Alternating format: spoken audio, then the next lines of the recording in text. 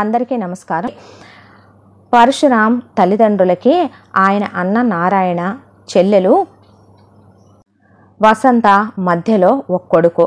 అలా ముందుగా పరశురాం అన్న నారాయణకి వివాహం అయిపోయింది. ఆయనకి చిన్నపాటి గవర్నమెంట్ ఉద్యోగం ఉంది. ఆయనకి అలా వివాహం అయిందో లేదో పరశురాం తల్లిదండ్రులు కాలం చేసేశారు. ఆ తర్వాత పరశురాం చెల్లెలు వసంతని కోరి మంచి సంబంధం వెతుక్కుంటూ వచ్చి కానీ కట్నం అక్కర్లేకుండా పెళ్లి చేసుకున్నారు వసంతని. కాబట్టి వసంత సంతోషంగా అత్తగారింటికి వెళ్ళిపోయింది.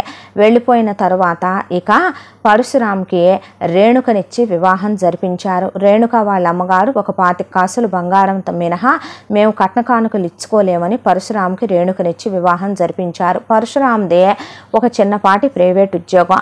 అయితే ఆయనకి ఆ వచ్చే ప్రైవేట్ ఉద్యోగం మీద వచ్చే ఆదాయం సరిపోయేది కాదు. దానికి తోడు ఆయనకు ఉద్యోగం మీద ఇంట్రెస్ట్ ఉండేది కాదు, ఇష్టం ఉండేది కాదు. దాంతో వ్యాపారం పెట్టాలని, వ్యాపారంలో పైకి రావాలని ఉవ్విళ్ళూరిపోతూ ఉండేవాడు. అయితే అన్న నారాయణ, చెల్లెలు వసంత కలిసి పరశురాంని మా ఇద్దరికి కూడా రావలసినటువంటి ఆస్తి ఏదైతే ఉందో తల్లిదండ్రుల ద్వారా వీళ్ళ ముగ్గురు మీద ఉంది 2 ఎకరాల పొలం, ఒక నార్మల్ ఇల్లు. అయితే ఆ ఇల్లు ఆ పొలం కూడా నువ్వే తీసేసుకో తమ్ముడు, నేను ఎలాగోలా నా పెళ్ళాం బిడ్డల్ని నా ఉద్యోగం మీద బ్రతికించుకోగలనరా అని అన్న ఆయన వాటా వదిలేశాడు. నాకేమైందన్నయ్యా, మీ చెల్లెలుగా పుట్టినందుకే కదా మీ ఇంట్లో మీరు సంతోషంగా చూసి నాకు విద్యాబుద్ధులు చెప్పించి మంచి గుణగణాలు అలవర్చినందుకేగా కోరి కానీ కట్నం లేకుండా నా అత్తింటి వాళ్ళు నన్ను పెళ్లి చేసుకున్నారు, నాకే వాటా అక్కర్లేదు, నువ్వు బాగుంటే చాలని చెల్లెలు తన వాటా వదిలేసిందే. అలా వదిలేస్తే ఇక పరశురాం ఆలోచనలో పడ్డాడు. అయితే భార్య తొందరపడుతున్నాడేమో, అనవసరంగా అడుగేయబోతున్నాడేమో, ఏమైనా తేడా వస్తుందేమో అనుకున్నా సరే రేణుక పరశురాం ముందు నోరెత్తి మాట్లాడకూడదు. మాట్లాడితే ఆయన అస్సలు ఒప్పుకోడు. దాంతో ఇక నీ 25 కాసుల బంగారం ఇటు తీసుకురా అనగానే మెళ్ళో పసుపు కొమ్ము కట్టుకొని మంగళసూత్రాలతో సహా తీసిచ్చేసింది మొగుడికే. పుట్టింటి వాళ్ళు ఏమంటారోనని ఒకవైపున భయం పుడుతూ ఉన్నా భర్త మాట కాదంటానికి ధైర్యం సరిపోలేదు. అలా మొత్తానికి ఆ 25 కాసుల బంగారం, తల్లిదండ్రుల ద్వారా వచ్చిన 2 ఎకరాల పొలం, ఆ ఇల్లు మొత్తం తెగనమ్మేసి పరశురాం వ్యాపారం మీద పెట్టాడు. వ్యాపారం మీద పెట్టేసరికి 2 సంవత్సరాల పాటు పగలనక రాత్రనక తిండి తిప్పలో మాని ఒళ్ళు ఎరగొట్టుకొని కష్టపడితే ఒక స్టేజ్కి వచ్చేసి ముప్పలు తిప్పలుగా లక్షల సంపాదించడం, ఇక దాంతో బిజినెస్ మెల్లగా కోట్లలోకి టర్న్ ఓవర్ అవ్వటం మొదలైన తర్వాత ఇక పరశురాంకి రేణుకకి అప్పుడు ఒక కూతురు పుట్టింది. కూతురు పేరు వందన అని పెట్టుకున్నారు. వందన అని పెట్టుకున్న తర్వాత రేణుక ఆ తర్వాత ఆపరేషన్ చేయించుకోలేదు. వాళ్ళిద్దరికీ ఏకాంతంగా గడిపే సమయం కూడా దొరకలేదు. పరశురాం ఎప్పుడు చూసినా బిజినెస్ అని తిరుగుతూ ఉండేవాడు. రేణుకనే మన స్థాయికి హోదాకి తగినట్టుగా ఉంటావు, నేర్చుకో, ఇక నుంచి నువ్వు ఆ పల్లెటూరి భాష, పల్లెటూరి బుద్ధులు, ఆ పల్లెటూరులో ఉండంగా ఉన్నటువంటి ఫోటోలు, ఆ జీవితం అంటేనే నాకు అసహ్యం, నువ్వు కూడా అలాంటి బ్రతుకు బ్రతకాలనుకోకుండా మన లైఫ్ స్టైల్కి సరిపోయినట్టుగా ఖరీదైన చీరలు, ఖరీదైన నగలు, ఇంట్లో నీకు బోలెడంత అన్లిమిటెడ్ బ్యాంక్ కార్డు, అది కాక గుమస్తా గారు ఉంటాడు, నీకు ఎంత కావాలంటే అంత ఇస్తాడు. పాపని పెద్ద స్కూల్లో వేసి ఇంటి నిండా పని వాళ్ళని పెట్టి ఇల్లు చాలా కాస్ట్లీగా కట్టించాడు పరశురాం. మొత్తానికి లక్షలు ఖర్చు పెట్టి ఇక దాంతో రేణుకకి మహిళా మండళ్ళకి అలాగే వాటికి వీటికి తిరిగే అలవాటు లేదు. కానీ ఖరీదైనటువంటి కడితే 30,000 చీర, వేస్తే 10,000 15,000 రూపాయలు చెప్పులు, మార్కెట్లోకి వచ్చిన కొత్త నగలు, ఇలా మొత్తం నగలు కొనుక్కొని, డైమండ్ సెట్లు కొనుక్కొని, మేకప్ సామాను కొనుక్కొని, బ్యూటీ పార్లర్కి వెళుతూ, షాపింగులకు వెళుతూ, సినిమాలకి, రెస్టారెంట్లకి, ట్రిప్పులకి వెళుతూ ఎంజాయ్ చేసేస్తూ ఉండేదే. పిల్లని చాలా పెద్ద స్కూల్లో వేశారు. అయితే పరశురాంకి మాత్రం మాట అంటే పడే అలవాటు ఆయన జీవితంలో హిస్టరీలోనే లేదు. ఏదో ఒక రోజు మా దయాభిక్షతోనే పైకి వచ్చాడని అన్న అనుకోవచ్చు, చెల్లెలు అనుకోవచ్చు అనే దాంతో వాళ్ళు ఆ రోజున వాళ్ళ హక్కుగా వదిలేసుకున్న దాన్ని తన హక్కుని వదిలేసుకుని ఆ మొత్తం డబ్బుని లెక్క చూసి దానికి 4 వంతులు వడ్డీ రూపంలో కలిపి తీసుకెళ్ళి అన్నకి, చెల్లెలకి వాళ్ళు వద్దంటున్నా చేతిలో పెట్టాడు. ఎందుకు పర్సు అని వాళ్ళ అన్నయ్య అంటున్నా, అదేంటన్నా అని చెల్లెలు అంటున్నా, వద్దమ్మా ఉంచుకోమని చెల్లెలకి ఒక నెక్లెస్ అలాగే గాజులు ఇచ్చి పట్టు చీర పెట్టి మరీ చెల్లెలకి ఆ డబ్బులు చేతిలో పెట్టొచ్చి, అలాగే బావగారు వచ్చిందాకా ఉండన్నయ్య అంటే, వద్దమ్మా నాకు అర్జెంటుగా బిజినెస్ మీటింగ్ ఉందని వచ్చేసి అన్నయ్యకి వద్దురా పర్సు అంటున్నా సరే వినకుండా, నువ్వు కాదంటే ఊరుకోనని అన్న చేతిలో పెట్టి వచ్చేసాడు. చేశాడు. ఇక ఆ తర్వాత ఆయనకి తన అన్నయ్యతో చెల్లెలతో మాట్లాడే టైము లేదు, తీరిక లేదు. ఆయన హడావిడిలో ఆయన పడిపోయాడు. రేణుకకి పరశురాంకి వందన తర్వాత ఇక అసలు ఆపరేషన్ చేయించుకోపోయినా పిల్లలు పుట్టలేదు. పిల్లలు పుట్టకపోయేసరికి ఇక ఆవిడ ఏమీ వాడకుండా అలా వదిలేసి ఊరుకుంది. అలా వదిలేసి ఊరుకున్నాక కాలచక్ర భ్రమణంలో రోజులు గిర్రన తిరిగిపోతూనే ఉన్నాయి. కూతురికి 12 ఏళ్ల వయసు వచ్చినప్పుడు రేణుక పరశురాంకి టిఫిన్ పెడుతూ కళ్ళు తిరిగి పడిపోయింది. డాక్టర్ దగ్గరికి తీసుకెళ్తే డాక్టరు ఆవిడ ప్రెగ్నెంట్ అయ్యారండి అని చెప్తే ఇప్పుడా అని అడిగాడు. అడిగేసరికి కొందరికి ఒక్కోసారి లేటుగా కూడా వస్తాయి సార్ అని చెప్పారు. చెప్పేసరికి ఆ తర్వాత రేణుక వెంటనే 3 కొడుకుల్ని కనిచ్చింది పరశురాంకి. ఆయన ఆనందానికి అవధులు లేవు. వారసులు ఉంటే ఏ తండ్రికైనా అంత పెద్ద బిజినెస్లో ఉన్న ఆయనకి ఆ శక్తి, ఆ బలం, ఆ ధైర్యమే వేరు రేణు అనేవాడు. దాంతో ఇక ఆ తర్వాత ఆవిడకి పిల్లలు లేకుండా ఆపరేషన్ చేయించేశాడు ఆయన. పెద్దవాడి పేరు అరవింద్, రెండో వాడి పేరు అనిరుద్, మూడో వాడి పేరు అద్విత్ అని పెట్టారు. అయితే కూతురు పరమ వెధవలాగా చవటలాగా తయారైంది. పొట్ట పొడిస్తే అక్షరం రాదు. ఇంటర్నేషనల్ స్కూల్లో చదివిస్తున్నారన్న మాటే కానీ కనీసం చదువు ఆల నుంచి ఒక 100 రూపాయలు లెక్క దాటి లెక్క వేయటం కూడా రాదు. చదువు అంటే బద్ధకం, పని అంటే బద్ధకం, స్వార్థం, ప్రతిదీ కడుపులోనే దాసేసుకోవటం, తను బాగుంటే చాలు అనుకునే తత్వం కూతురుదే. దాంతో ఆయన ఇలాంటి అస్సలు టాలరేట్ చేయడం. ఇంకొక విషయం ఏంటంటే రేణుక కూడా కూతురు ఎక్కువని, కొడుకులు తక్కువని, కొడుకులు ఎక్కువని, కూతురు తక్కువని చూసే మనిషి కాదు ఆవిడ.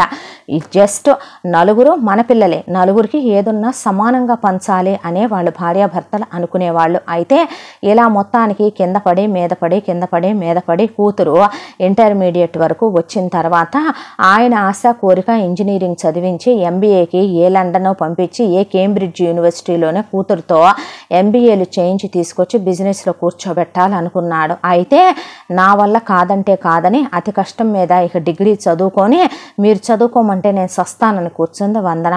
దాంతో నీ జన్మ తగలయ్యా, ఎందుకే నీ బతుకు, ఆడపిల్లలు మెట్రోలు తోలుతున్నారు, రాకెట్లు తోలుతున్నారు, ఎందుకు పనికిరావు నువ్వు, నీలాంటి దాన్ని ప్రయోజకురాల్ని చేద్దామని అనుకున్నందుకు నా చెప్పుతో నన్ను నేను కొట్టుకోవాలనుకున్నాడు పరశురాం. అయితే పిల్లలు 3 మాత్రం మగపిల్లలు చాలా మంచివాళ్ళు, చాలా చురుకైన వాళ్ళు. పిల్లల 3 దగ్గర కూర్చోబెట్టుకొని ఫిక్స్ చేసేసాడు చిన్నప్పుడే పరశురాం. ఇక పెద్ద అబ్బాయిని ఎంబీఏ ఫైనాన్స్ చదవాలని, రెండో అబ్బాయిని ఎంబీఏ హెచ్ఆర్ చదవాలని, మూడో అబ్బాయిని ఎంబీఏ మార్కెటింగ్ చదవాలని పిల్లల 3 ఫిక్స్ చేసి వాళ్ళ చదువులు ఏంటో కూడా చెప్పి వాళ్ళని దగ్గర కూర్చోబెట్టుకొని ప్రతిరోజు బిజినెస్ గురించి, బిజినెస్ మ్యాగజైన్స్ గురించి, ఎలా వాళ్ళు పెద్దవాళ్ళు అయ్యారు, ఎలా వాళ్ళు గొప్పవాళ్ళయ్యారనే సక్సెస్ స్టోరీలు చెప్తూ పెంచుకొచ్చేవాడు పిల్లల్ని. పెద్ద అబ్బాయి రెండో అబ్బాయి వింటూ ఉన్న మూడో వాడు మాత్రం అస్సలు ఇలాంటివి పట్టించుకోకుండా సరదాగా చలాకీగా ఉండటం అలవాటు అద్విత్కి. ఇక పిల్లలు పెరిగి పెద్దవాళ్ళు అవుతున్నారు. ఇంకా కూతుర్ని ఎంతకాలం అని కొంపలో పెట్టుకోవాలని కూతురికి పెళ్లి చేద్దాం అనుకుంటున్నాడు పరశురాం. అయితే ఎవరికో ఇచ్చి పెళ్లి చేయటం ఎందుకో సుధీర్ అనేవాడు తన దగ్గర పిఏగా చేరాడు. కింద నుంచి పైకి వచ్చినాడు. వీళ్ళు మంచి ఫైర్ ఉంది, వర్క్ ఎబిలిటీ ఉందని నమ్మి వీడైతే కనుక రేపొద్దున తమ పిల్లలు ఇంకా పెద్దవాళ్ళే చదువులు పూర్తయి వాళ్ళు వాళ్ళ సీటుల్లో కూర్చోటానికి ఇంకా చాలా టైం ఉందిలే అనుకున్న పరశురాం మొత్తానికి సుధీర్కి వందననిచ్చి వివాహం చేస్తాననే పాటికి ఎగిరి గంతేసి సుధీర్ వందన్ని చేసుకున్నాడు. అలా బోర్డ్ ఆఫ్ డైరెక్టర్లో ఒకడయ్యాడు. షేరుల్లో వందన పేరు మీద ఉన్న షేర్లు మొత్తం సుధీరే చూసుకునేవాడు. సుధీర్ అస్సలు మంచివాడు కాదు. బయటెక్కడో ఉంచడం ఎందుకని పరశురాం తీసుకొచ్చి ఒక సెక్టారే సుధీర్కి అప్పచెప్పి ఇంట్లోనే అల్లుడుగా ఇల్లరికం ఉంచుకుంటే వెంటనే సుధీర్ వందనతో పాటు కలిసి ముందు 2 కూతుళ్ళని కానీ మనకి వారసుడు ఉండాలని మళ్ళీ ఒక కొడుకుని కన్నాడు. సుధీర్ విచ్చలవిడిగా అమ్మాయిలతో తిరుగుతాడు, డ్రగ్స్ తీసుకుంటాడు, ట్రిప్పులు కానీ వెళ్ళి అమ్మాయిలతో విచ్చలవిడిగా తిరిగొస్తూ ఉంటాడు. అవన్నీ వందనకి తెలుసు. తలుపులు వేసుకొని విస్కీ బాటిల్లో బట్టల మధ్యలో పెట్టుకొని వందన పెగ్గులు గలిపిస్తుంది. సుధీర్ తాగుతాడు. మొగుడు ఎంత అనుభవిస్తే తప్పే ఉంది, ఎంత చేస్తే తప్పే ఉందని అస్సలు వందన ఆ విషయాలు ఏమీ బయటికి రానివ్వదు. వందన కడుపుతో ఉన్న రేణుక ఎత్తి నెత్తిన పెట్టుకుంది ఏమీ లేదు. ఆమె బాధ్యతల ప్రకారం ఆమె సీమంతం చేసింది, నీకేమైనా కావాలంటే కుక్కుకు చెప్పి వండించుకొని తినమ్మాయి అంటాం తప్ప పెద్ద హాస్పిటల్లో ఆ టైంకి డెలివరీలు చేయించి తీసుకురావటం, ఆ తర్వాత కేర్ టేకర్లను పెట్టి కూతురు చదువు సంధ్య లేని ఇంట్లో తిని కూర్చోవటమే తప్ప అనవసరమైన పట్టించుకునేది ఏం కాదని ఆవిడ ఏం పట్టించుకునేది కాదు. గుమస్తా గారి దగ్గర కూతురు డబ్బులు తీసుకొని వాడుకుంటున్నా, అల్లుడు వాడుకుంటున్నా పరశురాం వాళ్ళు పట్టించుకునేది కాదు. సుధీర్ మాత్రం కనపడకుండా మామగారికి మెత్తగా గుండు కొడుతూ ఒకవైపు నుంచి పెద్ద పెద్ద ఫైనాన్షియల్ ఇష్యూల్లో కూడా ఇన్వాల్వ్ అయిపోయి పర్సంటేజీల చొప్పున డబ్బులు తీసి ఒకవైపున బ్యాంకుల్లో కూడేసుకుంటూ ఉండేవాడు. ఇక పిల్లలు పెరిగి పెద్దవాళ్ళు అవటం మొదలైందే. ఇక చిన్న చిన్న కారణాలకు కూడా పిల్లల మీద చాడీలు చెప్పి వాళ్ళ నాన్న చేత కొట్టిస్తూ ఉండేవాడు. మూడో వాడిని ముఖ్యంగా పెద్దవాడిని తిట్లు తినిపిస్తూ ఉండేవాడు. దాంతో పిల్లలకి సుధీర్ అంటే అసహ్యం. లో క్లాస్ వాడని, కింద నుంచి పైకి వచ్చాడని, కేరా ప్లాట్ఫామ్ గార్డనే ఇక్కడికి వచ్చి తమ మీద పెత్తనం చేస్తున్నాడు అనుకునేవాళ్ళు. అన్నదమ్ములు ముగ్గురు చాలా అన్యోన్యంగా ఒకళ్ళంటే ఒకళ్ళు పైకి కనిపించకపోయినా మనసుల్లో అమితమైన ప్రేమ, ప్రాణప్రదంగా ఒకళ్ళ మీద ఒకళ్ళు మాట పడనివ్వనంత బాగుండేవాళ్ళు. మాట వరుసకి పరశురాం ఏదైనా మూడో వాడిని అంటున్నా పెద్ద అబ్బాయి రెండో అబ్బాయి అన్నిచ్చేవాళ్ళు కాదు. ఎవడో చెప్పాడు యూజ్లెస్ ఫెలో అని మీరవన్నీ పట్టించుకోవటం ఏంటి డాడీ, వాడు మాత్రం ఈ ఇంటి కొడుకు కాదా, వాడు మీ కొడుకు అని మీరు మర్చిపోవద్దు, వాడు చిన్నోడు, ఏదో తెలియక సరదాగా వెళ్ళొస్తున్నాడు అనుకోండి దానికే మీరు అనాలా అనేసేవాళ్ళు పెద్ద కొడుకు రెండో కొడుకు. ఇక మూడో వాడు ఎక్కడికి వెళ్ళావురా అంటే క్రికెట్ ఆడటానికి వెళ్ళానంటే అదేదో కాస్ట్లీ ఆటలు ఆడరా, ఒలింపిక్ రేంజ్కి వెళ్ళొచ్చు అని అడిగితే నువ్వు ఆడొచ్చుగా డాడీ అంటే నేను ఆడే టైమే ఉంటే కనుక మరి బిజినెస్ ఎవర్రా నువ్వు చూస్తావా అని అడిగితే డాడీ చిన్న చిన్న హ్యాపీనెస్లు కూడా ఏంటి మీరు అనేసి తండ్రిని అన్నిచ్చేవాళ్ళు కాదు ఒక్క మాట కూడా. సుధీర్ ప్రతి చిన్న విషయాన్ని పెద్ద చేసి భూతద్దంలోంచి చూపించి పిల్లల్ని కొట్టించాలని చూసేవాడు వాళ్ళ నాన్న దగ్గర. ప్రతిరోజు సక్సెస్ స్టోరీ చెప్పడం మొదలుపెట్టేవాడు ఈయన. దాంతో ఎన్నాళ్ళు చెప్తావు డాడీ, ఎంతసార్లు చెప్తావు అనేవాడు అద్విత్. ఇలా కాలచక్ర భ్రమణంలో రోజులు తరలిపోవటం మొదలైన తర్వాత అరవింద్కి అనుకున్న ప్రకారం ఇంజనీరింగ్ కంప్లీట్ అయిపోతే ఇంజనీరింగ్ ఫైనల్ ఇయర్ నుంచి MBA వరకు ఒక అమ్మాయిని ప్రేమించాడు. ఆ అమ్మాయి పేరు కావ్య. అయితే ఆ కావ్యని ప్రేమించి పెళ్లి చేసుకుందాం అనుకున్నాడు అరవింద్. అయితే ఈలోపు కొడుకుది MBA కంప్లీట్ అయిపోయిన వెంటనే పెళ్లి చేద్దామని పరశురాం వాళ్ళతో పాటు బిజినెస్లో దేనికైనా పనికొస్తారులేమనమని అరుణ అని ఒక అమ్మాయి వద్ద సంబంధం ఫిక్స్ చేసేసి తెల్లారితే ఎంగేజ్మెంట్ అనగా ఆ రోజు చెప్పాడు అరవింద్కి. అదేంటి డాడీ నన్ను అడిగే పని లేదా, నేను కావ్య అనే అమ్మాయిని ప్రేమించాను, నేను తన్నే పెళ్లి చేసుకుంటాను, పిచ్చి పిచ్చిగా మాట్లాడితే నేను అస్సలు ఊరుకోనని నీకు తెలుసు అరవింద్, నీకు నేను ముందే చెప్పాను, తన్ని చేసుకోవటం వల్ల నీకు వచ్చే ప్రాఫిట్ ఏంటి, యూజ్ ఏంటి చెప్పు, ఆ కావ్య అనే అమ్మాయిని నా లైఫ్ డాడీ. మనలో ఇప్పుడు మనలాంటి బిజినెస్ పీపుల్ ఆలోచించాల్సింది అది కాదు. అదే అరుణ వాళ్ళని చేసుకుంటే ఇంపోర్ట్ అండ్ ఎక్స్పోర్ట్లో మనకు వాళ్ళు యూజ్ అవుతారు.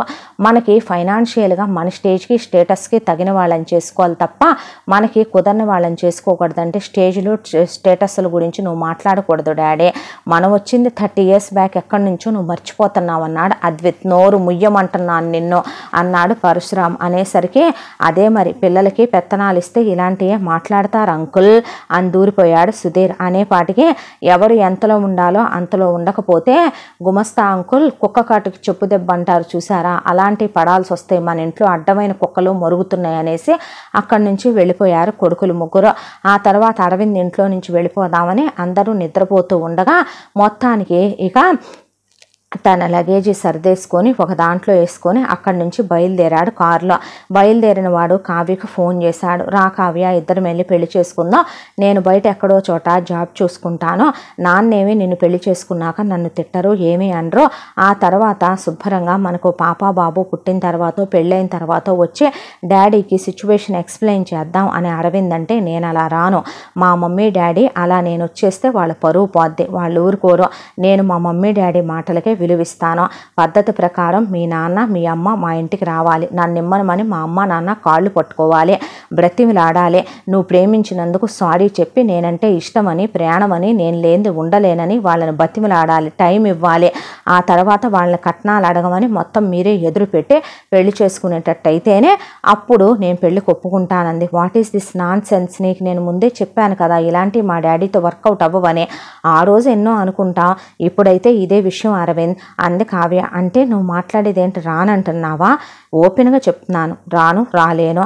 అయితే ఇప్పుడు నన్ను ఏం చేయమంటావు? నన్ను మర్చిపోయి మీ నాన్న చూసిన అమ్మాయిని చేసుకో అనేసిందే. అనేసేసరికి అరవింద్ ఒక్కసారి ఆ మాట మాట్లాడుతూనే కారులో నుంచి కిందకి దిగి ఫోన్ని నేలకేసి కొట్టి పగలగొట్టేశాడు. భుజం మీద చేయి పడేపాటికి ఎవరిదా అని వెనక్కి తిరిగితే అద్విత్. ఏంటన్నా ఇదంతా అని అడిగితే, రాదంట్రా ఇది విషయం అని చెప్తే, అన్నా నీకో విషయం చెప్పనా, ప్రేమల్లో పలు రకాలు ఉంటాయి, ఇప్పుడు ఇదొక రకం, ఇప్పుడు ఏం చేద్దాం అనుకుంటున్నావు అని అడిగాడు. అడిగితే ఏం అర్థం కావట్లేదురా నాకు అని అడిగితే, పద ఇంకింటికి వెళ్దాం, ఇంక చేయగలిగింది ఏముంది, మనం అనుకున్నది మనకు దొరకనప్పుడు మనకు దొరికిన దాన్ని మనం యాక్సెప్ట్ చేయాలి కదా అన్న, పద వెళదామని అన్నదమ్ములిద్దరూ కరెక్ట్గా అలా బయలుదేరి వస్తూ ఉన్నారు. వస్తూ ఉండేసరికి ఈలోపు ఎలాగైనా అల్లరల్లరి ఆగమాగం చేసేసి ఇల్లంతా సర్వనాశనం చేసేసి ఇంట్లో శవాలు లేసేలా చేయాలనే దాంతో సుధీరు వందన్ని నిద్ర లేపేసి, మీ తమ్ముడు గదిలో లేడని, మీ మూడో తమ్ముడు కనపట్లేదని, వెళ్ళి మీ నాన్నని లేపవే అని లేపేసేసరికి, డాడీ తమ్ముడు కనపట్లేదు డాడీ, మూడో తమ్ముడు కూడా లేడు డాడీ అని లేపేసిందే. లేపేసేపాటికి పరశురాం లేసి, ఎక్కడికి వెళ్ళాడు, వెళ్ళిపోయాడా, నన్ను వదిలి వెళ్ళాడా, రేపొద్దున 10,000 మందిని ఎంగేజ్మెంట్కి పిలుస్తున్నానే, నా పరువు తీస్తున్నాడా వీడు, ఎక్కడికి వెళ్ళాడు, ఏం చేస్తున్నాడు, ఏం జరిగింది ఏంటి, పిచ్చెక్కిపోయి తిరగటం మొదలుపెట్టి పోలీసులకు ఫోన్ చేద్దామా, డిఎస్పీకి చేద్దాం, ఐజీకి చేద్దామా అని ఆయన ఆలోచిస్తున్నాడు. పరువు పొద్దేమో, బయటికి తెలియకూడదు ఇలాంటి విషయాలని వెనక ముందు ఆడుతున్నాడు పరశురాం.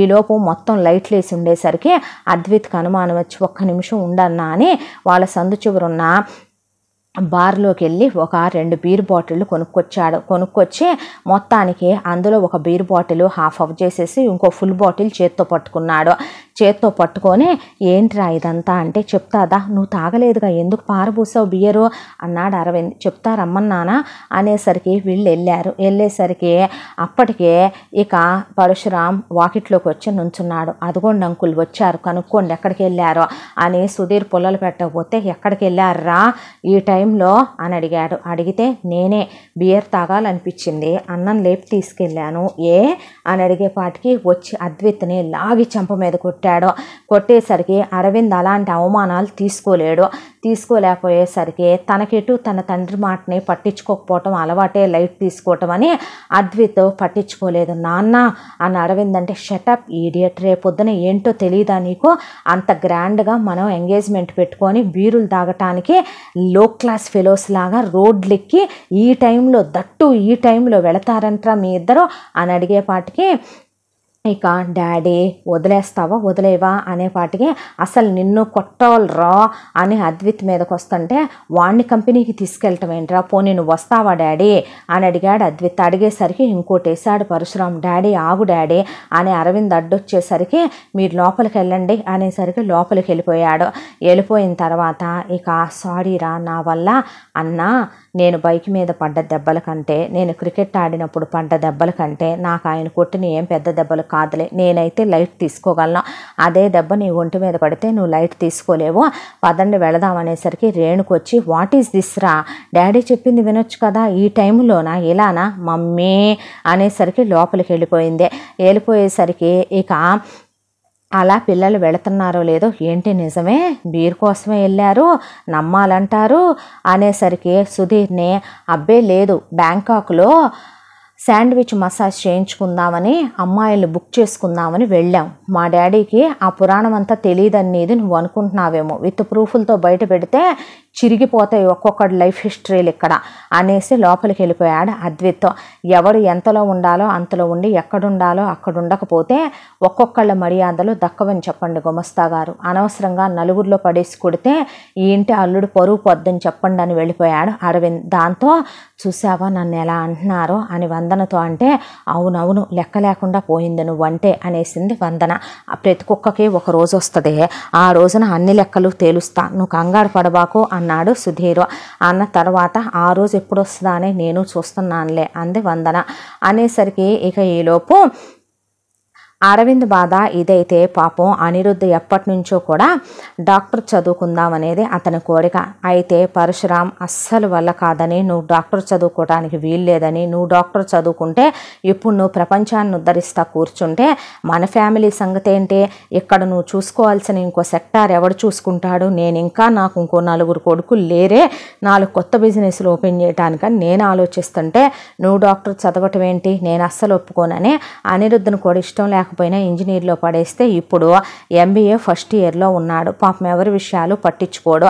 అక్కడికి అందరూ తన లగ్జరీల కోసం డబ్బులు వాడుకుంటారైతే NGOల్లో చేరి తన ఫ్రెండ్స్తో కలిసి ఎంతోమంది దిక్కులేని పేద పిల్లలకి, ముసలి వాళ్ళకి ఆపరేషన్లు చేయించి కళ్ళు లేని వాళ్ళ కళ్ళు, అలాగే జైపూర్ కాళ్ళు, చేతులు, కిడ్నీ ఆపరేషన్లో ఎన్నో ఫ్రీగా తన డబ్బులతో చేయించుతాడు. అనిరుద్ధ్ తన పేరు బయటికి రాకుండా ప్రతి ఒక్కళ్ళతో కూడా ఆపరేషన్ చేయించేటప్పుడు వీడియో కాల్ మాట్లాడటం, వాళ్ళకి ధైర్యం చెప్పడం అనిరుద్ధ్ అలవాటు. అలా తన జీవితంలో ప్రతిరోజు 30 నిమిషాలు తనకిష్టమైన పని కోసం కేటాయించుకుంటాడు అనిరుద్ధ్, ఎంత బిజీ స్కెడ్యూల్లో కూడా. అలాగే ఆ రోజున కూడా తను అంత బిజీ స్కెడ్యూల్లో కూడా ఒక 4గురికి ఆపరేషన్ చేయించాల్సి ఉంటే డబ్బులు ట్రాన్స్ఫర్ చేసి తన ఫ్రెండ్స్ కొంతమంది డాక్టర్స్ ఉంటే వాళ్ళతో మాట్లాడి అప్పుడే కిందకి రాబోతూ ఈ జరిగిందంతా విని లైట్ తీసుకోండి అన్న, పద లోపలికి వెళదాం అని అన్నయ్యని తీసుకొని వెళ్ళిపోయి అద్వైత్ పదరా నువ్వు కూడా అని వాళ్ళ తమ్ముడిని తీసుకొని వెళ్ళిపోయి, ఇక్కడ ప్రతి ఒక్కళ్ళు చాలా చేసేయగలం అనుకుంటారు కానీ ఏమీ చేయలేరని తెలుసుకుంటే మంచిది గుమస్తా గారు అనేసి వెళ్ళిపోయాడు అనిరుద్ధ. దాంతో సుధీర్కి బాగా పగ పెరిగిపోయింది వీళ్ళ ముగ్గురు మీద. ఇక ఈలోపు తెల్లారేపాటికి అరవింద్కి అరుణతో ఎంగేజ్మెంట్ జరిగిపోయింది. వెంటనే పెళ్లి జరిగిపోయింది. అరుణ ఎంతసేపు కూడా తమ స్టేటస్ రేంజ్ చూపించుకునే అమ్మాయి. ఎప్పుడు చూసినా ఇన్స్టాగ్రామ్లో రీల్ చేస్తూ నేను పెట్టుకున్న ఇయర్ రింగ్స్ ఎంత అయినాయి, నేను పెట్టుకున్న నెక్ చైన్ ఎంత అయింది, నా నెక్లెస్ ఎంత అయింది, నేను వేసుకున్న బట్టలు ఎంత, చెప్పులు ఎంత, మేకప్లో నేను వాడే హుదా బ్యూటీ, మెబిలిన్ ఇలాంటివన్నీ చెప్తూ ఇన్స్టాల్లో రీల్స్ చేసుకుంటూ ఉండదు. ప్రపంచంతో సంబంధం లేదు, భార్యాభర్తలుగా పెళ్ళయింది అంతే. ఇక అటు 3 నెదర్లు ఇటు 3 నెదర్లు అయిన తర్వాత ఏ రోజు అరుణకి మిగతా వాటి మీద ఇంట్రెస్ట్ ఉండదో, అరవింద్కి అంత పట్టించుకునే ఇది ఉండదు. ప్రాక్టికల్గా తయారైపోయాడు Arvind. Business business business business business business business అది తప్ప మరో ప్రపంచమే పట్టించుకునేవాడు కాదు. ఇష్టమయ్యి అర్థం చేసుకునే భార్య వచ్చిన మగాడి జీవితంలో ఉండే సంతోషం, ఇక తన గురించి తాను మాత్రమే ఆలోచించుకునే భార్య వచ్చినప్పుడు ఆ మగాడి జీవితంలో ఆ సంతోషం ఎప్పుడూ ఉండదు. వైఫ్ అండ్ హస్బెండ్ మధ్య రిలేషను ఫార్మాలిటీగా అయిపోయింది వాళ్ళిద్దరి మధ్య. అరుణ మాత్రం రేణుకతో కలిసి షాపింగులకి వెళ్ళి రేంజ్లకు తగ్గకుండా 10 లక్షల డైమండ్ నెక్లెస్, ఇక 25 లక్షల రూపాయల ఆ సెట్లు ఈ సెట్లు కొంటుంటే అప్పుడప్పుడు అద్వైత్ వీళ్ళిద్దరితో వెళ్ళి కొనాలని కొంటున్నారా, ఏది ఎక్కువ కాస్టో షాపోని అడిగి మరీ కొంటున్నారా అంటే మన రేంజ్ ఎక్కడ తగ్గకూడదు కదరా అనేవాళ్ళు ఇద్దరు. సరే సరే అనేసేవాడు. ఇలా వీళ్ళ పరిస్థితి ఇలా ఉంటే ఈలోపు అనిరుద్ధది కాస్త MBA కంప్లీట్ అయిపోయింది. కంప్లీట్ అయిపోయిన తర్వాత ఆలోపే అనిరుద్ధ్కి వల్లి అనే అమ్మాయితో సంబంధం ఫిక్స్ అయిపోయింది. వల్లి చాలా పొగరుబోతూ, వల్లి వాళ్ళ అమ్మ నాన్న కూడా చాలా అహంకారులు. వాళ్ళు కూడా బిజినెస్లో వీళ్ళతో టైఅప్ అయ్యి యూజ్ అవుతారనే దాంతోనే వల్లి సంబంధాన్ని కుదిర్చారు. వల్లి కూడా ఎంతసేపు సెల్ఫిష్నెస్, మనం బాగుండాలి, మనం మాత్రమే బాగుండాలి, మనం మాత్రమే కోట్లు వెనకేసుకోవాలి, దేవుడు ఒక మంచి లైఫ్ ఇచ్చాడంటే మనం చేసుకున్నటువంటి పుణ్యం అనుకోవాలి, దరిద్రులు దరిద్రాన్ని అనుభవిస్తున్నారంటే వాళ్ళు చేసుకున్న పాపం అనుకోవాలి అనుకునే టైప్ వల్లిదే. ఇక వాళ్ళమ్మ మనిషికి సెల్ఫిష్నెస్ ఉండాలి, స్వార్థం ఉండాలి, మన వరకు మనం బాగుపడాలి, కోట్లు వెనకేసుకోవాలి అని చెప్పే టైపు వల్లి వాళ్ళమ్మ. ఇక వల్లికి అనిరుద్ధ్కి ఎంగేజ్మెంట్ ఫిక్స్ అయిపోవటం, ఆ తర్వాత పెళ్ళి అయిపోవటం, వీళ్ళిద్దరిది నార్మల్ లైఫ్ అయిపోవటం. వల్లి లావుగా ఉంటుంది, తగ్గాలని ఎంత ప్రయత్నించినా 2 రోజులకి మించి ఏ డైట్ చేయలేదు. ఇక వంట వాళ్ళు కూడా ఇంట్లో ఇంగ్లీషే మాట్లాడాలి, లేకపోతే పరశురాం ఊరుకోడు. ఆ ఇంట్లో వాళ్ళు తినే ఫుడ్ ఎంతసేపు కూడా మెక్సికను, జపనీసు, చైనీసు, కోడళ్ళు ఇంకా స్పెషల్ మెనూలు చెప్తే వంట వాళ్ళు ఇంకా కొత్త మెనూలు విఐపీలు వివిఐపీలు తినేయే లాంచ్ చేస్తున్నామని చెప్పి అవి వండి టేబుల్ మీద పడేసేవాళ్ళు. ఆ రుచి పచ్చి లేని గడ్డే ఆ ఇంట్లో వాళ్ళందరూ తినాలి. దాని గురించి పెద్ద కోళ్ళు ఇన్స్టాగ్రామ్లో పెట్టి మోతెక్కిస్తే రెండో కోడలు వెయిట్ తగ్గాలని స్పెషల్ ట్రైనర్లను పెట్టి తను తిప్పలేదో తను పడేది. అస్సలు అనిరుద్ధను పట్టించుకునే అలవాటే వల్లికి లేదు. అటు 3 నెదర్లు ఇటు 3 నెదర్లు అయిపోవటం తప్ప వాళ్ళ మధ్య కూడా ఆ తర్వాత ఎలాంటి హ్యాపీ మూమెంట్స్ అలాగే చెప్పుకోదగ్గ క్లోజ్ రిలేషన్ అంటూ ఏమీ లేదు. అనిరుద్ధ్ కూడా ప్రాక్టికల్గా మారిపోయాడు. కాకపోతే అనిరుద్ధ్ హెచ్ఆర్ కాబట్టి చదివింది ఎంబీఏలో అందరితో చాలా బాగుండేవాడు. ఎక్కడెక్కడ పర్క్స్ ఇవ్వాలి, ఎక్కడెక్కడ హైకులు ఇవ్వాలి, ఎక్కడెక్కడ వర్కర్స్కి వాళ్ళని మనం హైప్ చేస్తూ ఉండాలి, బిజినెస్ని ఎలా డెవలప్ చేసుకోవాలి, ఇంకా బిజినెస్ని మనం ముందుకు ఎలా తీసుకెళ్ళాలి అని ఎప్పుడైతే పరశురామ్కి పెద్ద అబ్బాయి రెండో అబ్బాయి వచ్చారో ఆ తర్వాత బిజినెస్ ఇంకా ఇంకా పెరగటమే కానీ తగ్గటం అనేది లేకుండా పోయింది. మీరు పెంచండి రా, మిమ్మల్ని నేను ఏం చేయాలో అది చేస్తానులే అనుకునేవాడు సుధీర్. ఒక ప్రాజెక్టు పట్టుకున్నారంటే చాలా గ్రేట్గా ఉండేది పిల్లలిద్దరి విషయంలో. ఆయన చాలా గర్వపడేవాడు. ఇక కాలం ఎలా ఉంది అనేసరికి ప్రతిరోజు కూడా తన కోసం అరగంట కేటాయించుకోవటం అనిరుద్ధ్కి అలవాటు కాబట్టి ఆ రోజు ఎప్పట్లాగానే కాల్ మాట్లాడుతూ వాళ్ళకి కావలసిన డబ్బులు పంపించి ఇక తను ల్యాప్టాప్లో వాళ్ళతో వర్క్ చేసుకుంటూ చూస్తూ ఉండేసరికి వల్లి వెనక నుంచి వచ్చి అది చూసి ఆ ల్యాప్టాప్ తీసుకొచ్చి పరశురామ్ ముందు పెట్టి పెద్ద పంచాయతీ పెట్టింది. పెట్టేసరికి Parashuram what is this nonsense అని ఇల్లు ఎగిరిపోయేటట్టు అనిరుద్ధ్ నరిసి నానా గొడవ నానా గోల నానా యాగి చేసేసాడు. నాకు తెలుసు అంకుల్, అలగా జనానికి లేబర్ జనానికి లో క్లాస్ పీపుల్కి వేలు లక్షలు తగలేటివేంటి అంకుల్, నాకు తెలిసినా నేను చెప్తే నీకెందుకు అంటారని మీ దాకా చెప్పలేదని సుధీర్ అందుకున్నాడు. ఏమో డాడీ, మనం ఎంత చేసినా సరే తమ్ముళ్ళు ఇలా చేయటం కరెక్ట్ కాదని కూతురు అందుకుంది.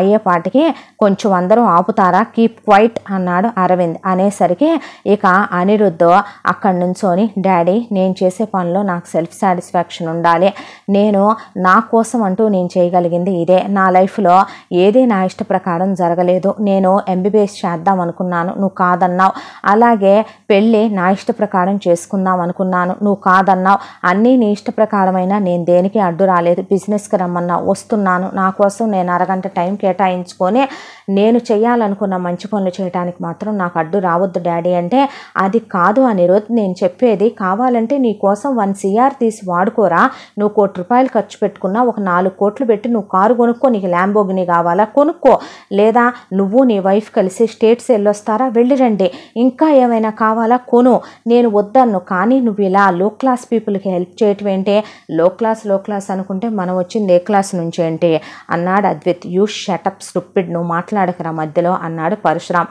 అలాగే ఉంటుంది, నువ్వు ఊరుకోరా అంది రేణుక. మమ్మీ 30 years బ్యాక్ ఓసారి మన ఫోటోలు బయటికి తీసుకురా అన్నాడు అద్విత్. నోరు మూస్తావా ముయ్యవా అని పరశురామ్. చిచ్చి మీకు చెప్పలేక నా తల పగిలిపోతుంది, రేంజ్కి తగ్గట్టుగా ఉండండిరా అంటే ఎప్పుడు నేర్చుకుంటారా అనేసి అక్కడి నుంచి వెళ్ళిపోయిన తర్వాత ఇక అనిరుద్ధ్ని పట్టుకొని సుధీర్ నీకెందుకు ఎలాగా జనాన్నందరినీ ఉద్ధరించే పనులు, ఈ లో క్లాస్ జనాలందరితో నీకెందుకు అనేసరికి ఒక్కసారి లైఫ్ హిస్టరీలోకి వెనక్కి వెళ్ళి చూసుకో, నువ్వేంటో నువ్వెక్కడి నుంచి వచ్చావో, ఒకప్పుడు నువ్వెలా వచ్చి ఇంటర్వ్యూ ఇచ్చుకున్నావో, నువ్వెంత కాళ్ళు గడ్డాలు పట్టుకొని పిఏగా జాయిన్ అయ్యావో, ఏ స్టేజ్ నుంచి నువ్వు ఎక్కడ దాకా వచ్చావో నీకు తెలుస్తుంది. మా పర్సనల్ విషయాల్లో ఇంకోసారి కలగజేసుకుంటే మర్యాదగా ఉండదని లోపలికి వెళ్ళిన తర్వాత భార్యని కొద్దిగైనా నీకు బుద్ధి జ్ఞానం అనేది ఉందా, కొద్దిగైనా సరే మానవత్వం అనేది ఉందా, అసలు నీకెందుకు నా విషయాల గురించి, నేనేమన్నా నీ పర్సనల్ ఇష్యూస్లో కలగజేసుకుంటున్నానా, నువ్వు ఎన్ని కోట్లు పెట్టి డైమండ్ సెట్స్ కొనుక్కుంటున్నావని అడిగానా, నువ్వు వెయిట్ లాస్కి ఎంత ఖర్చు పెడుతున్నావని నేను అడిగానా,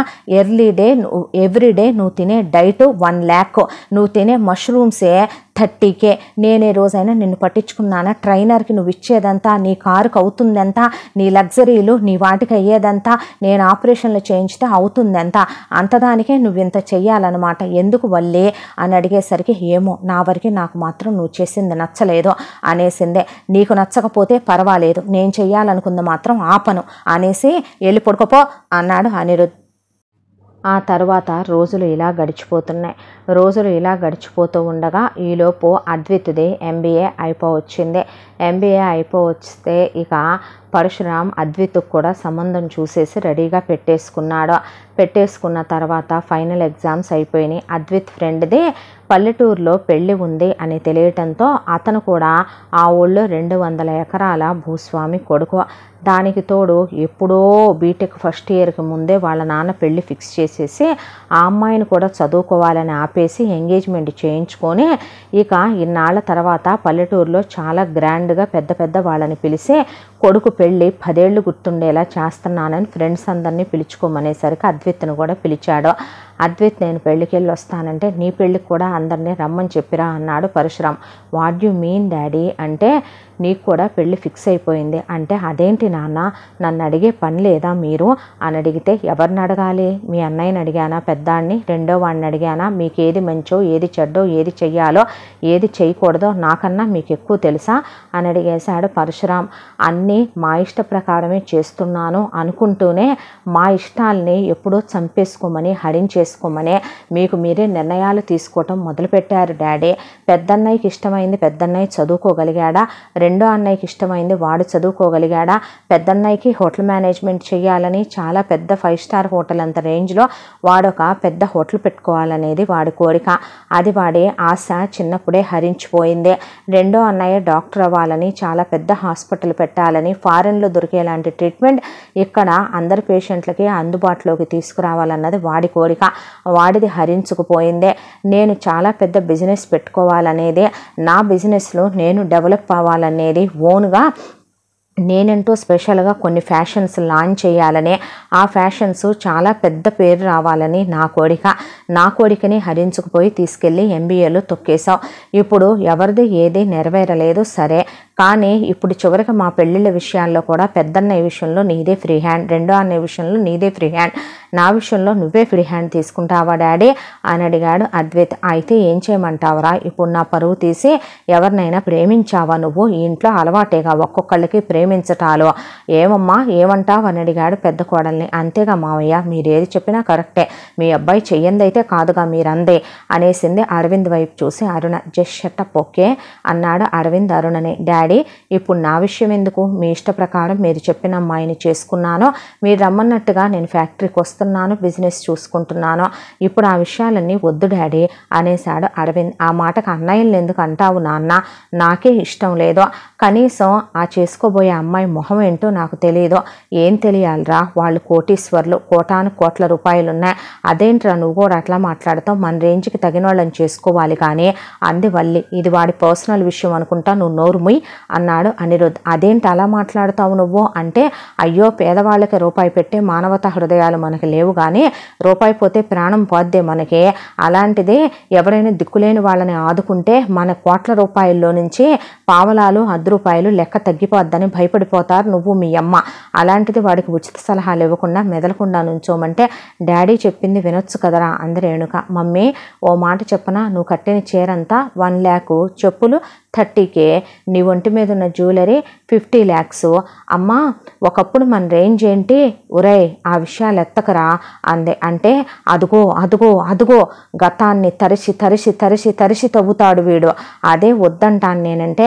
ఏం చేద్దాం అంకుల్, మనం ఎంత డెవలప్ చేద్దాం అనుకున్నా కొంతమంది మనని పొడిచిపెట్టడానికి మన కడుపునే పుడతారని ఎంటర్ అయిపోయాడు సుధీర్. ఈలోపు గుమస్తా అంకుల్, నేను నా ఫ్రెండ్ పెళ్ళికి వెళుతున్నాను, నాకు అర్జెంటుగా ఒక 1 lakh అవసరం అంటే తీస్తున్నాను బాబు అని చెప్పి, తీసుకునిరా, మీకు ఎంత కావాలంటే అంత వాడుకోండి, నేను కాదన్ను, కానీ నేను చెప్పిన మాట మాత్రం మీరు వినాలి అనేసి పరశురాం లోపలికి వెళ్ళిపోతే ఉషో అని రేణుక వెళ్ళిపోయిందే. ఇక పెద్ద కొడుకు పెద్ద కోళ్ళు, రెండో కొడుకు రెండో కోళ్ళు లోపలికి వెళ్ళిపోయాక ఏంటి నిజమే పెళ్ళికే లేకపోతే అట్నుంచి జంప్ అయిపోతున్నావా, దేన్నైనా చూసుకున్నావా అని అడిగితే, గదిలో పెళ్ళాన్ని పెట్టుకొని విస్కీలు కల్పించుకొని బాల్కనీల్లోకి వెళ్ళి మామకు తెలియకుండా సిగరెట్లు పఫ్ చేస్తూ పక్కనోళ్ళ మీదకి అయి తోసేద్దాం ఈ తోసేద్దామని షేరుల్లో నొక్కుతూ, కాంట్రాక్టుల్లో నొక్కుతూ, ఇసుక సున్నాల్లో నొక్కుతూ, ఒక లెక్కలేని దొంగ బ్యాంక్ అకౌంట్లు మెయింటైన్ చేస్తూ దొంగ బతుకు బతకాల్సిన అవసరం, డబ్బులు దాచుకోవాల్సిన అవసరం నాకు లేదులే కానీ నా జోలికి వస్తే ఎవరెవరికి ఎక్కడెక్కడ ఏమేమి వద్దో నాకే తెలీదు, నువ్వన్నీ క్లోజ్ చేసుకుంటే మంచిదని అక్కడి నుంచి డబ్బులు తీసుకొని అద్విత్ ఫ్రెండ్ పెళ్ళికి వెళ్ళిపోయాడు. ఫ్రెండ్ పెళ్ళి చాలా గ్రాండ్గా జరుగుతుంది. మొత్తానికి కొబ్బరి తోటలో సీతమ్మ వాకిట్లో సిరిమల్ల చెట్టు సినిమా లెవెల్లో పెళ్లి ప్లాన్ చేశాడు వాళ్ళ నాన్న. ఇక అన్ని కౌంటర్లు పెట్టారు. పానీపూరి కౌంటర్ దగ్గర నుంచి చాట్ కౌంటర్ వరకు స్పెషల్స్ అన్నీ చాలా చాలా బాగున్నాయి. అక్కడ బాగుండేపాటికి అద్విత్ అవన్నీ తిరిగి చూస్తూ ఒక చోట గోలీ సోడా కౌంటర్ ఉండేసరికి ఆ కౌంటర్ దగ్గర ఫ్రెండ్స్ అందరూ వీళ్ళు ఆగిపోయారు. ఆ గోలీ సోడా కొట్టేవాడి దగ్గర ఆ కొట్టేది పోయేసరికి వాడు పాపం వేలుతో కొట్టలేక తిప్పలు పడుతున్నాడు. అద్విత్ నుంచొని ఆ గోలీని నువ్వు ఎలా లోపలికి పంపిస్తాను బాబు, ఎక్కడ పెట్టి చచ్చానో ఈ ఓపెనర్ కనపట్లేదని వెతుక్కుంటుంటే ఈలోపు ఒక అమ్మాయి అక్కడికి ఇంకో ఆవిడని తీసుకొని వచ్చింది. లంగా ఓణీలో భలే ముద్దుగా అందంగా ఉంది. ఆ వచ్చిన అమ్మాయిని వదిన సోడా తాగుతావేంటి అని అడిగితే తాగుతాను నిధి అంది. అనేసరికి ఇద్దరూ కలిసి వచ్చి ఓయ్ 2 సోడాలిటి అంటే అది కాదమ్మా ఓపెనర్ కనపట్లేదు, దీనికి కూడా ఓపెనర్ కావాలేంటి అని టకా ఏళ్ళతో 2 సోడాలని నొక్కేసి ఒకటి వాళ్ళ వదినకి ఇచ్చి ఒకటి తాగి చాలా అంటే ఇంకోటి ఇవ్వా అని అడిగింది వాళ్ళ వదిన. ఇంకో 2 సోడాలు తాగి వెళ్ళబోతుంటే సిస్టర్ ఇదిగో ఈసారి ఇందాక నుంచి వెయిట్ చేస్తున్నారు, కొంచెం వీళ్ళ గ్రూప్కు 4 సోడాలు కొట్టిచ్చేసి వెళ్ళండమ్మా అనేసరికి అసలు ఏమీ రాకుండా నువ్వు సోడా కౌంటర్ దగ్గర ఎందుకున్నావురా అని అడిగింది ఆమె. సిస్టర్ మీ పేరేంటి? శ్రీనిధి. నిదే అర్థమైంది, కొంచెం కొట్టు పెట్టమ్మా నీకు దండం పెడతాను అనేసరికి కొట్లే నిధి అని అనేసరికి అలాగే వదిన అని టకా కొట్టించింది ఒక 1/2 డజను సోడాలు. వీళ్ళందరూ తాగిన తర్వాత అద్విత్కి ఆ అమ్మాయి చాలా బాగా నచ్చి అక్కడ కర్చీఫ్ పడిపోయింది వాళ్ళ వదిందే తీసి అద్విత్ ఫ్రెండ్ ఇచ్చాడు. ఆ అమ్మాయికి ఇచ్చి మీ పేరు నందిని అని చెప్పింది. ఆహా అలాగేనండి అనేసరికి థ్యాంక్ యూ అని చెప్పి వాళ్ళు అక్కడి నుంచి వెళ్ళిపోయారు. ఆ శ్రీనిధిని అలాగే వెనకాలే వెళుతూ గమనిస్తూ ఉన్నాడు అద్విత్.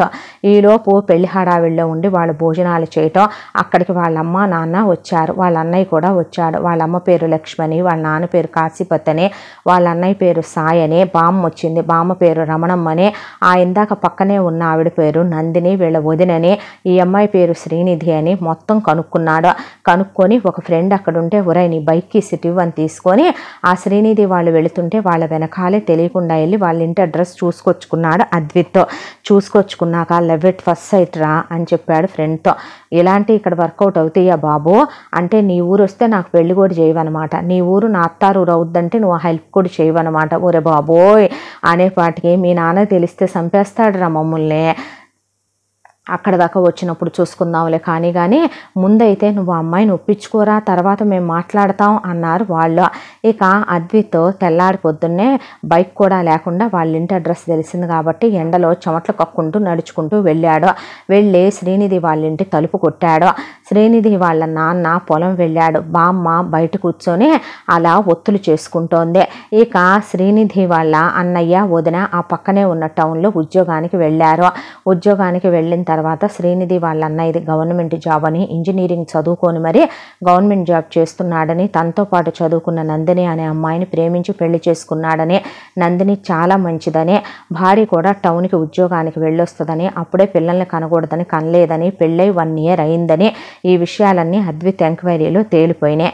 ఇక శ్రీనిధి వాళ్ళకి ఉన్నది 20 ఎకరాల పొలం అని, ఆ పెద్దలు కట్టించినటువంటి ఒక 10 గదుల ఇల్లని, అంతకు మించి వీళ్ళకేమీ లేదని కనుక్కొని వచ్చాడు అద్విత్. వచ్చి తలుపు కొడితే శ్రీనిధి వాళ్ళమ్మ లక్ష్మి తలుపు తీసి ఎవరు బాబు అందే.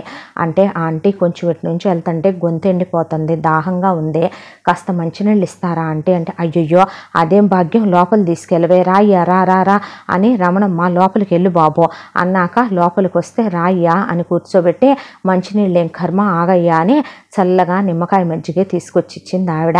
తర్వాత గుమగుమలాడిపోతూ వాళ్ళ ఇంట్లోంచి వాసనలు వస్తుంటే ఎంత కమ్మటి వాసనలు వస్తున్నాయి ఆంటీ మీ ఇంట్లో నుంచి, ఏం చేస్తున్నారా ఆంటీ, ప్రాణం లేచొస్తోంది అన్నాడు అద్విత్. అంతే ఆ మాటకి లక్ష్మికి ప్రాణం లేచొచ్చింది. ఎవరైనా తనుండే వంట బాగుంది అంటే చాలు ఇక లక్ష్మికి భూమి మీద నడవటం మానేసుద్ది. దాంతో రమణమ్మ బయట కూర్చొని పిల్లోడు చక్కగా చక్కగా ఉన్నాడు, బంగారు బొమ్మలాగా ఉన్నాడు. అంటే బామ్మ వీటిని ఏమంటారు? ఒత్తులు నాన్న అంది. దేనికి బామ్మ అని అడిగితే ఇవి దీపారాధనకి వాడతారమ్మా అంటే తెల్లగా పువ్వులా నీలాగే ఉన్నాయి బామ్మ అన్నాడు.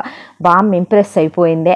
ఆ తర్వాత ఇక లేచి నేను వెళతాను ఆంటీ అంటే చాలే ఊరుకో, ఎండలో ఎక్కడికయ్యా నువ్వు వెళ్ళేది, ఇంటికి వచ్చిన వాళ్ళు విస్తర వేయకుండా వెళతామంటే మేము ఊరుకోము, భోంచేసి వెళదు కానీ అరగంటలో వడ్డిచ్చేస్తాను, కూర్చో నాయన అంది శ్రీనిధి వాళ్ళ అమ్మ. ఈలోపు శ్రీనిధి వచ్చి ఎవరే అంది. అంటే మనోళ్ళేలే, మనబ్బాయే అని చెప్పిన తర్వాత మనబ్బాయా ఎవరే బామ్మ అని అడిగితే నోరుమై మనోళ్ళేనని చెబుతుందా, మన చుట్టాలేలే అని చెప్పిన తర్వాత కూర్చోయ్యా నువ్వు అనేసరికి గెస్టా వీడు, ఇంతకుముందు ఎప్పుడు చూడలేదే వీడిని అని టీవీ చూస్తుంటే నువ్వు కూడా టీవీ చూస్తుండు బాబు, అబ్బాయికి ఏం కావాలో అడిగి పెట్టవే టీవీలో అని ఈలోపు ఆవిడ స్నాక్స్ తీసుకొచ్చి పెట్టింది. సున్నుండలు, జంతికలు, పూతరేకులు అవన్నీ తింటూ ఈ చేతిలో నుంచి శ్రీనిధి చేతిలో నుంచి రిమోట్ లాక్కొని ఛానల్ మారిస్తే దొంగ మొహమోడు, నేను చూసే ఛానల్ మార్చాడు అనుకుందే, మాట్లాడొచ్చుగా కాసేపు నాతో అన్నాడు. అన్న తర్వాత ఏం మాట్లాడను అంది. అన్నాక ఏం చదివావేంటి అని అడిగాడు. నేనా గ్రాడ్యుయేషన్ అంది. అబ్బో ఏంటి నిజమే? బిఏ చదివాను అంది. ఏంటి చదివే అన్నాడు. అంది. మరి నువ్వు ఎంబీఏలే అన్నాడు. ఓ అవునా అనేసరికి అవును బేబీ గీబీ అంటే చెంప పగులుద్ది, నేనంద ఆ బేబీ కాదు చిన్ని బేబీ అన్న. యాషా లేకో, పల్లెటూరులో ఉంటున్నామంటే మీకన్నా ఎక్కువ నాలెడ్జ్లే తెలుసు, మాకు మేమంత పిచ్చోళ్ళం కాదులేవయ్యా అనేసింది. అన్న తర్వాత ఇక భోజనానికి కూర్చోబెట్టి అద్విత్కి అరిటాకేసి ముందు అన్నం పెట్టి వరుసగా ఒక 5-6 రకాల పొడులు పెట్టారు. ఆ పొడుల్లో నెయ్యేసి అయిపోయిన తర్వాత ముద్దపప్పు, ఆవకాయ, 4 రకాల పచ్చళ్ళు, ఒక 4 రకాల ఏపుళ్ళు, పప్పు, పులుసు, ఆ తర్వాత సాంబారు, రసము, అప్పడాలు, వడియాలు, గడ్డ పెరుగు, స్వీటు, హాటు అన్నీ పెట్టేపాటి తిండితో చంపేసేటట్టుంది ఏంటి ఆంటీ నన్ను అనుకొని ఆయాసం వస్తుంది ఆంటీ ఇంక తినలేనన్నాక మళ్ళీ ఆ తర్వాత ఫ్రిడ్జ్లో నుంచే ఐస్ క్రీము, ఫ్రూట్ సలాడు, అది చాలదన్నట్టుగా చల్లటి ముంజలు, ఆ తర్వాత ఇంకా చాలదన్నట్టుగా బాదం పాలు అవన్నీ పెట్టి ఇవన్నీ కూడా కానిచ్చే నాన్న, కూర్చో పడుకోకమ్మా నీరసం వచ్చుద్ది అని చెప్పి అవన్నీ ఇచ్చేసి వెళ్ళిపోయింది ఆవిడ. వీళ్ళ ఫ్యామిలీలోకి వస్తే రేపు నా పరిస్థితి ఏంటో, నెలకు ఒక 20 కేజీలు వెయిట్ పుట్టాను అవుతానో ఏం పాడో అనుకొని కూర్చున్నాడు. కూర్చున్న తర్వాత అలా ఆ మాటలు ఈ మాటలు మాట్లాడుతూ ఉండగా ఈవినింగ్ అయింది. ఈవినింగ్ అయ్యేసరికి ముందు పొలం నుంచి కాశీపతి వచ్చాడు. ఆ తర్వాత వాళ్ళ అన్నయ్య, వదిన, సాయి, నందిని వచ్చారు. ఎవరు అని అడిగారు. అడిగితే ఇలా పలానా వాళ్ళ ఇంటికి పెళ్ళికి వచ్చారంట, మొన్న మనం కూడా వెళ్ళాము ఆ పెళ్ళికి అబ్బాయి ఫ్రెండ్ అంట అని చెప్పారు. చెప్తే ఆహా హాయ్ అంటే హాయ్ అనుకున్నాక వాళ్ళు లోపలికి వెళ్ళిపోతే హాయ్ హాయ్ హాయ్ అంది నందిని. గుర్తున్నానా సిస్టర్ నేను సోడా కౌంటర్ దగ్గర ఓ అనేసి వెళ్ళిపోయింది లోపలికి. ఆ తర్వాత కాశీపతి కూర్చొని ఇల్లు చాలా బాగుంది అంకుల్, నేను ఈ మధ్యలో ఇలాంటి ఇల్లు చూడలేదు, అంతా టేక్ వుడ్డేనా అని అడిగాడు అద్విత్. అంతే టెన్ టెన్ టెడన్ టెడన్ టెన్ టెన్ టెన్ టెడన్ టెడన్ అని కాశీపతి స్టార్ట్ చేశాడు.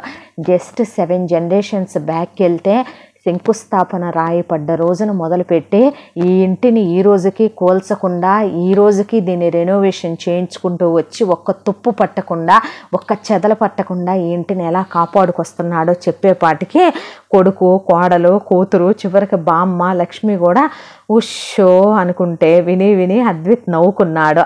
ఆ తర్వాత అదేంటే ఇల్లు చూపించలేదా నువ్వు అబ్బాయికి అన్నాడు కాశీపతి. అన్నాక వెళ్ళి శ్రీనిధి ఇల్లు చూపించు, నా పూల మొక్కలు ఉన్నాయే అవి కూడా చూపించు, మన కూరగాయ పాదులు చూపివేమే అంద రవణమ్మ అనేసరికి దా అని పైకి తీసుకెళ్ళిపోతుంటే ఆగు నాన్న స్నాక్స్ వేసాను అని పునుగులు, బజ్జీలు, వడలు అవన్నీ వేసుకొచ్చి ఈ తినేమ్మా, ఈ కాఫీ చాలా బాగుంటుందని ఒక సోలెడు కాఫీ గ్లాసులో పోసి తాగుతూ చూసుకో బంగారం అని చెప్పింది లక్ష్మి. వాళ్ళ అభిమానానికి వాళ్ళ మంచితనానికి తను ఎంతకాలంగా ఏ రోజు కూడా ఎరగనంత వాళ్ళ ప్రేమ, మమకారం, ఆప్యాయత చూసి అద్వైత్ ముందర కాళ్ళకి బంధం పడిపోయింది ఆ ఇంట్లో. ఆ తర్వాత అలా ఇల్లంతా తిరుగుతుంటే ఈ ఇంట్లో కుర్చీకో చరిత్ర ఉంటుంది, మంచానికో చరిత్ర ఉంటుంది అని మొత్తానికి శ్రీనిధి లబలబ వాగుతూ మొత్తం చూపించుకుంటూ వస్తుంటే బాగానే ఐస్ చేసి బాగానే కూల్ చేసావు మా అమ్మనే. నీకో విషయం తెలుసా, మా అమ్మ వంట బాగా చేసుద్ది అనే మాట అంటే చాలు ప్రాణం పెట్టేస్తుంది అందే. నిజంగా మీ అమ్మగారు వంట బాగుందనే అన్నాను. అనేసరికి నిజంగా మా అమ్మ బాగానే వండుద్దిలే, ఆ మాట నిజమే. మరి నీకు వంట వచ్చా? నేర్పించిందిగా కొట్టి తిట్టి. నేను ఈ ఊళ్ళో అబ్బాయిని చేసుకుంటాను, వేరే ఊళ్ళో అబ్బాయిని చేసుకోనంటే నన్ను ఏ అమెరికానో లేకపోతే ఏ సిటీకో ఇసిరేద్దామని కొట్టి వంట పనులన్నీ నేర్పించింది. నేను చాలా బాగా వంట చేస్తాను అన్న తర్వాత మీ అన్నయ్య ఏం చేస్తాడు? అన్నయ్యది ఇంజనీరింగ్ అయిపోయింది. ఆ తర్వాత అన్నయ్య సిటీకి వెళ్ళిపోదామని అనుకున్నాడు. నాన్న వెళ్ళమనే అన్నాడు. కాకపోతే అమ్మకి నాన్నకి షుగరు బీపీ అన్నీ ఉన్నాయి, బామ్మకు బాగోదు కదా, అందుకని మా వదిన అంతా సిటీలోనే పుట్టి పెరిగింది. కానీ అన్నయ్య గవర్నమెంట్ జాబ్ అంటే ఇష్టమని పాపం తన నిర్ణయాన్ని మార్చుకొని ఇక్కడ గవర్నమెంట్ జాబ్ వెతుక్కొని అది మా ఊరికి దగ్గరలో టౌన్లో వేయించుకొని మా అన్నయ్య చాలా సంపాదిస్తాడు తెలుసా. మా అన్నయ్య జీతం నెలకు 1.5 lakh వస్తుంది. మా వదినకి కూడా 70K వస్తుంది. సిటీలోనే చేరితే ఇంకా ఎక్కువ వచ్చేది. కానీ ఇక్కడ టౌన్ అయినా మా అన్నయ్య మా వదిన కలిసి ఉద్యోగానికి వెళ్ళి వస్తూ ఉంటారు రోజు. అన్నయ్య వదిన శాలరీ తీసుకోడు. అన్నయ్య చాలా మంచోడు, కానీ చాలా తెలివైనోడు కూడా. మా నాన్నకు మాత్రం ఇంటి గురించి ఎవరైనా అడిగితే ప్రాణం లేచి వస్తుంది. నువ్వు ఇందాక అలా అడిగేపాటికి మా నాన్నకి తెగ నచ్చేసినట్టున్నావు. మరి మీ అన్నయ్యకి చెప్పాగా మా అన్నయ్యని కాకా పట్టడం కష్టం, తెలివైనోడని. మరి మీ వదిన? మా వదిన అందంగా ఉన్నావు చాలంటే చాలు, భూమి మీద ఆగతలే మా వదిన. అలా మా వదిన్ని మాయ చేసి నేను 500, 1000 రూపాయలు, 2000 సినిమాలకు ఫ్రెండ్స్తో వెళ్ళటానికి, షాపింగ్కి, వాటికి వీటికి పాపం మా వదిన్ని వాడేసుకుంటూ ఉంటానని నవ్విందే. మా బామ్మని ఒత్తులు పువ్వుల్లా ఉన్నాయన్నావుగా, మురిసిపోతుంది ముసల్దే. మరి నీకు అన్నాడు. నాకా? నేను ఏది చెప్పినా ఎంత చెప్పినా విసుక్కోకుండా వినాలి. నాకు మాటలు చెప్పటం అంటే చాలా ఇష్టం. అవతల వాళ్ళకి వినేంత ఓర్పు ఓపికలు ఉండాలి. నన్ను మాట వరుసకైనా విసుక్కోకూడదు, అని కూడా అనకూడదు. అలా అంటే వాళ్ళ జీవితంలో నేనుండను, నా జీవితంలో వాళ్ళున్నా చచ్చిన పెద్ద తేడా లేదు అనేసింది శ్రీనిధి. అన్నాక ఉలిక్కిపడ్డాడు అద్విత. ఆ తర్వాత ఇక ఇల్లంతా చూపించడం అయిపోయిన తర్వాత రాత్రి భోజనాలు చేసిన దాకా పట్టుబట్టి ఆ తర్వాత అద్వితికి తాంబూలాలు ఇచ్చి మరీ ఇంటికి పంపించారు. అయిపోయిన తర్వాత ఈ విషయం గురించి కనుక్కున్నాక శ్రీనిధి చాలా నచ్చి వాళ్ళ ఫ్యామిలీ ఇంకా నచ్చింది అద్వితికి. ఇలా 15 రోజులు గడిచిపోయింది. 15 రోజులు గడిచిపోయిన తర్వాత ప్రతిరోజు ఇలా అద్విత్ రావటం, ఏదో ఒక వంక పెట్టుకొని శ్రీనిధితో గంటలు మాట్లాడటం, వచ్చేటప్పుడు శ్రీనిధికి చాక్లెట్లు తేటం, స్వీట్లు తేటం, శ్రీనిధి తింటూ కబుర్లు చెప్పటం, ఇవన్నీ సాయి గమనిస్తూనే ఉన్నాడు. ఇక నందిని అయితే వాళ్ళని గమనిస్తే బయట లైట్ వేస్తే ఎందుకు సిస్టర్ మీరుండగా లైటు అనగానే ముడిచిపోవటం. నీకు విషయం తెలుసా, మా ఆయన్ని ఎందుకు పెళ్లి చేసుకున్నానో, నేను అందంగా ఉంటానన్నాడనే రోజు పొగిడించుకుంటా మా ఆయనతో. మా ఆయన పొగడకపోతే నాకు నిద్ర పట్టదు బ్రదర్ అని చెప్పి వెళ్ళింది నందిని. వీళ్ళందరినీ కాకా పట్టడం, వీళ్ళందరూ మంచి పిల్లోడు అందగాడు అని మెచ్చుకోవటం. ఏంటి విషయం అర్థం కాక డైరెక్ట్గా అద్విత్ దగ్గరికి వెళ్ళి సాయి ఇట్రా అన్నాడు. ఏంటి అనేసరికి, ఏంటి బాస్ కాకా పడుతున్నావు, ఏంటి మ్యాటరు అని అడిగాడు. నాకన్నా 1 year పెద్దోడివి కాబట్టి నిన్ను నేను సాయి అనే పిలుస్తాను, కానీ నన్ను ఇప్పుడు ఏమని పిలుస్తామని కాదయ్యా బాబు, ఏంటి విషయం అన్నాడు. ఏం లేదంటే ఏంటి నిజమే అనేసరికి నిజమే, నాకే ఏంటో నమ్మబుద్ధి కావట్లేదు, నేను కూడా నీ స్టేజ్ దాటే వచ్చాను, ప్రేమించే పెళ్లి చేసుకున్నాను, మరీ అంతేమి లేదులే అనేసి కిందకి దిగి వెళ్ళిపోయాడు అద్విత్. కానీ సాయి నమ్మలేదు. అలా ఒక 2-3 రోజులు గడిచిన తర్వాత ఇక శ్రీనిధికి విషయం చెప్పాలి. ఫ్రెండ్స్ ఒక్కటే అన్నారు, నువ్వు ముందు శ్రీనిధిని ఒప్పించుకుంటేనే నువ్వు పెళ్ళి అనే దాని దాకా వెళ్ళగలవరా అన్న తర్వాత రాత్రి 1 గంటకు అందరూ పడుకొని నిద్రపోయేటప్పుడు గోడ దూకాడు. శ్రీనిధి వాళ్ళమ్మ చాలా అందమైన వ్యూ ఉండేలాగా ఇది ఉంది ఇది లేదు అనకుండా బోలెడన్ని పూల మొక్కలు పెంచుద్ది. దానికి తోడు బామ్మ బోలెడన్ని కూరగాయ పాదులు పెంచుద్ది. చల్లటి గాలి వస్తుంది అక్కడ శ్రీనిధి హాయిగా మంచం వేసుకొని దోమ తెరేసుకొని పడుకుంటుంది. అయితే శ్రీనిధి వాళ్ళ పక్కింటి ఆవిడ ఆ పక్క గోడ పక్కన పడుకుంటుంది. ఆవిడ దొంగతనంగా వీళ్ళ దొడ్లోకి వచ్చి 2 kgs వంకాయలు కోసుకెళ్ళిందని బామ్మ అంతకు ముందు రోజే తిడితే, నేను కొయ్యలేదని చెబితే నోరు ముయ్యవే, గుత్తొంకాయ వాసన గుమగుమలాడుతూ వస్తుంది, పేరు నెయ్యి పెట్టి వండినట్టున్నావు, మళ్ళీ అబద్ధాలు ఒకటి చిచ్చి అనేసింది బామ్మ. అది వినే ఉన్నాడు అద్విత్. అయితే అద్విత్ గోడ దూకి గులాబీ పువ్వు ఒకటి కోసుకొని వెళ్ళి శ్రీనిధిని లేపాడు. ఓ ఎవరు అనేసి, నువ్వా అని పెద్దగా అరిసింది. అరిసేసరికి షు షు షు నేనేనని నోరు మూసేసి ఐ లవ్ యూ అని చెప్పి తన గురించి చెప్పబోతున్నాడు. తను ఇది అని తన ఫ్యామిలీ గురించి అనబోయేంతలో పక్కింటి ఆవిడ బిందెసుకొని పైకి ఎక్కేసి వామ్మో వాయ్యో ఇంకే ఉందమ్మో పిల్లని వాటేసుకున్నాడు, ఐ లవ్ యూలు చెప్పాడు, ఇంకే ఉంది, ఇదిగో లవ్లో టైనీ హార్ట్స్ పెట్టి చూపించేస్తున్నాడని జనాన్ని పోగేసిందే. ఇక మొత్తం అందరూ నిద్ర లేచి వచ్చారు. వచ్చేసరికి పంచాయతీ పెట్టి వాళ్ళ ఇంట్లో పంచాయతీ పెద్దలందరూ వచ్చారు. అద్విత్ వాళ్ళ ఫ్రెండు వాళ్ళ నాన్న కూడా వచ్చి ఏంట్రా ఇదంతా అని అడిగేసరికి ఇక అలాగే వాళ్ళ అమ్మ వైపు చూస్తే నువ్వు కంగారు పడక నాన్న, నేను మాట్లాడతాలే అంది లక్ష్మి. కాశీపతి బాధపడకమ్మా అంటే నందిని మై హూనా నువ్వు టెన్షన్ పడకు బామ్మ వీళ్ళ ముదృష్టంగాను అనేసరికి శ్రీనిధి ఏం మాట్లాడకుండా నుంచుందే. ఇక సాయి వాళ్ళ నాన్న ఏదో అనబోతే నువ్వు ఆగు నాన్న జరిగేది చూస్తా ఉండు, కాదురా పెళ్లి చేసేస్తారు చేయని నాన్న, నువ్వు అనుకుంటే ఆగుద్దా, ఆగు నువ్వు, అది కాదు అన్నాడు అద్విత్. అనేసరికి ఏం మాట్లాడకుండా నుంచున్నాడు సాయి. అద్విత్ వాళ్ళ ఫ్రెండ్ వాళ్ళ నాన్న కూడా పంచాయతీ పెద్దే. ఆయన చూస్తే అద్విత్ ఎంత కోటీశ్వర్లో ఆయనకి తెలుసు. ఏం చేయాలరా ఇప్పుడు అని కొడుకుని పిలిస్తే ఏం చేయటం ఏంటి, వాడు అమ్మాయిని ప్రేమిస్తున్నాడు, ఇష్టపడుతున్నాడు, నువ్వు పంచాయతీ పెద్దవు కదా, ఎంతమందికి తాళ్ళు కట్టించి పెళ్ళిళ్ళు చేయలేదు, ఏదో ఒకటి తిమ్మిన బొమ్మిని చేసి తాళ్ళు కట్టించున్నానా, వాడు అమ్మాయిని ఇష్టపడుతున్నాడు పెళ్లి చేసుకుంటానంటున్నాడు, ఇప్పుడు నువ్వు కాదంటే వాడు ఏదో ఒకటి చేసుకున్నాడంటే నీ మీదకి వచ్చుద్ది కేసు, నీ ఇష్టం అని చెప్పాడు అద్విత్ ఫ్రెండ్. అవునా ఈ టైంలో ఏది ఏమైనా సరే ఆడపిల్ల కోసం మగపిల్లాడు గోడ దూకి రావటం తప్పు, ఐ లవ్ యూ చెప్పడం తప్పు, ఏది అలా జరిగింది కాబట్టి తాళి కట్టేయాలంటే నేనే తెస్తా తాళని పక్కింటి ఆవిడ తన కొడుకు పెళ్లి కోసం అని చేయించిన మంగళసూత్రాలు తెస్తే దీని దుంప అదేగా అనుకున్నారు అందరూ. కట్టే అబ్బాయి కట్టే అని శ్రీనిధి బెళ్ళలో కట్టించేసింది అద్విత్ చేత. ఇదే అదనలే అని కట్టేశాడు అద్విత్ కూడా. అయిపోయాక ఇహ మీ ఇలా అల్లుడి అబ్బాయి కింద మీద పడండి అని అందరూ వెళ్ళిపోయిన తర్వాత ఇక కూర్చున్నాడు అద్విత్. కూర్చున్న తర్వాత అది కాదు బావా, నేను అసలు ఎందుకు వచ్చావు నువ్వు అని అడిగాడు సాయి. తనంటే ఇష్టం అని చెప్దామని చాలా తొందరగా చెప్దాం అనుకున్నావే రాత్రి 1 గంటకే, ఇంకాసేపు ఆగి 2-3 మధ్యలో చెప్పాల్సింది నువ్వు. అబ్బా చెప్పాళ్లే ఎప్పుడో ఒకప్పుడు, ఏంటంట నువ్వు నాకు చెప్పలేదా ఏంటి అంది నందిని. అప్పట్లో మీ తాతయ్య కూడా నాకు చెప్పాడు అంది బామ్మ. సరేలేరా ఊరుకో ఇంటల్లుడమ్మా అలా అనుకోడు తప్పురా అంది లక్ష్మి. కాశీపతి అసలు మీ నాన్నగారు ఏంటి బాబు అంటే మొత్తం చెప్పుకొచ్చాడు. ఈ బిజినెస్ అని ఇదని ఇంత టర్న్ ఓవర్ అని ఇలా 2 అన్నయ్యలని పెళ్ళిళ్ళు అయిపోయినాయి అని అక్క బావ ఇంట్లోనే ఉంటారని అమ్మ నాన్న అని మొత్తం చెప్పుకొచ్చేపాటికి మీ నాన్నగారు ఈ పెళ్ళికి అసలు యాక్సెప్ట్ చేస్తారా అని అడిగాడు సాయి.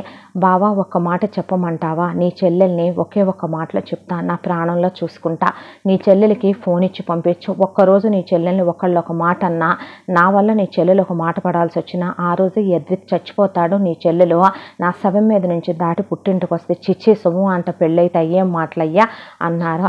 అంటే ఆ రోజు ఎప్పటికీ రాదు, నేననే వాడిని ఉన్నప్పుడు తన్నంటే నేను మగాడిని కాదనే కదూ అర్థం అనేశాడు అద్విత్. ఆ తర్వాత మనం కూడా వెళదాంరా పెళ్ళమ్మటంటే వద్దు నాన్న, వాళ్ళు ఏదైనా అంటే మీరు తీసుకోలేరు, ప్రాబ్లం తనది, సాల్వ్ చేసుకోవాల్సింది తను.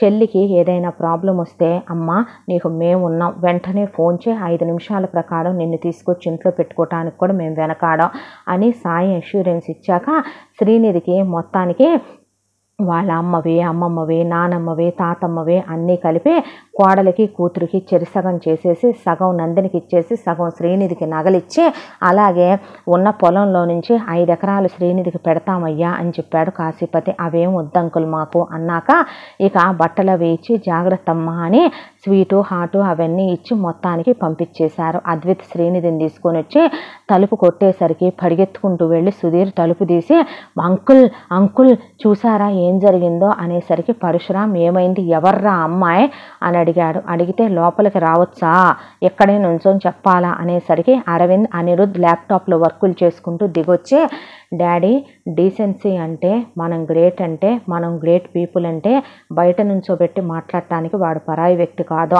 అడ్డమైన వాళ్ళని ఇళ్లల్లో తీసుకొచ్చి కూర్చోబెట్టి మన అనే వాళ్ళని వీధిలో నుంచోబెట్టి మాట్లాడటం కాదు డాడీ, గ్రేట్ పర్సన్స్కి ఉండాల్సిన హ్యాబిట్, వాడిని ముందు లోపలికి రమ్మను మన డాడీ అన్నాక లోపలిరా అన్నాడు పరశురాం.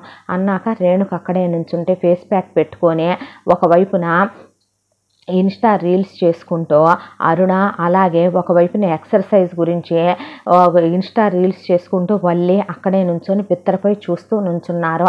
లో క్లాస్ దానిలాగుంది, ఇది మన తోడుకోళ్ళేంటా అన్నట్టుగా నుంచుంటే రేణుక మాత్రం ఏం మాట్లాడాలో తెలియక నిలబడిపోయింది. ఏంట్రా ఇదంతా, ఎవరి అమ్మాయి అని అడిగేసరికి కనపట్టలేదా డాడీ, మెళ్ళో పసుపు తాడు చూసి నా వైఫ్, నీ మూడో కోళ్ళు అని చెప్పేటసరికి ఇప్పుడు నేను ఏం చెప్పను రా వాళ్ళకి, నువ్వు వస్తానన్నావు, నేను చూసిన సంబంధం చేసుకుంటానన్నావు, మాట తప్పుతావా అని అడిగితే డాడీ ఒక మాట చెప్తా, నువ్వు నాకు సంబంధం చూసే రోజున నన్ను అడగలేదు, అలాగే నువ్వు సంబంధం చూసేసావు, అప్పుడు నా మనసులో ఎవరూ లేరు, నిజంగానే పెళ్ళికి వెళ్ళాను, అనుకోకుండా నాకు తను నచ్చింది, చేసుకోవాలనుకున్నాను, సిచ్యువేషన్ వచ్చింది, చేసుకున్నాను, తీసుకొచ్చాను, ఇప్పుడు ఏం చేయమంటావు డాడీ అని అడిగితే అసలు నా మాట అంటే లెక్క లేదా, విలువ లేదా అని కాసేపు చిందులు దొక్కాక డాడీ మాట వినాల్సిందిగా చిన్నోడా, సరేనమ్మా 30 ఏళ్ల క్రితం వెళ్ళి ఒకసారి లోపల నువ్వు కట్టుకున్న చీరలు, వేసుకున్న నగలు, ఫోటోలు పట్టరా పోవే, నీకన్నా ఘోరంగా వాళ్ళ ఇంట్లో వాళ్ళు కూడా లేరులే, కానీ వాళ్ళ నాన్నకు కూడా 20 ఎకరాల పొలం ఉంది, వాళ్ళకు కూడా ఒక 10 గదులు ఇల్లు ఉంది, వాళ్ళ అన్నయ్య గవర్నమెంట్ జాబు, వాళ్ళ వదిన సాఫ్ట్వేర్ జాబ్ చేస్తున్నారు,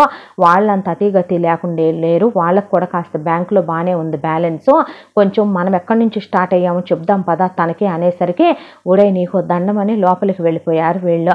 వెళ్ళిపోయిన తర్వాత లో క్లాస్ మందా, లో క్లాస్ బుద్ధులు చిచ్చి అన్నాడు సుధీర్. అబ్బో నువ్వెంత హై క్లాస్ గాడివో, అందరికీ షూలు దుడుచుకుంటూ పైకి వచ్చే అలవాట్లు ఉండాలంటే ఉండొద్దా, అయినా ఇక్కడ నిన్నెవడూ ఉండమని సలహాలు ఇమ్మనమని అడగలేదులే కానీ పోవయ్యా అన్నారు. అనేసరికి వందనని తీసుకొని సుధీర్ వెళ్ళిపోయాడు.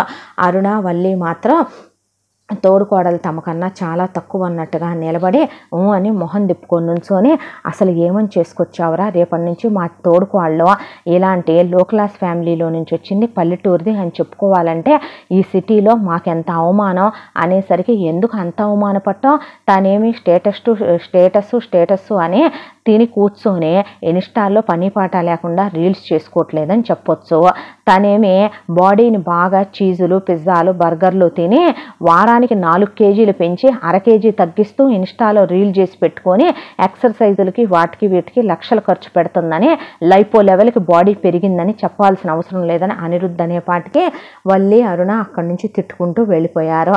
ఈలోపు అద్విత్ని అసలేం జరిగిందిరా అని అడిగారు అరవింద్. అనిరుద్ధ్ జరిగింది మొత్తం చెప్పాడు.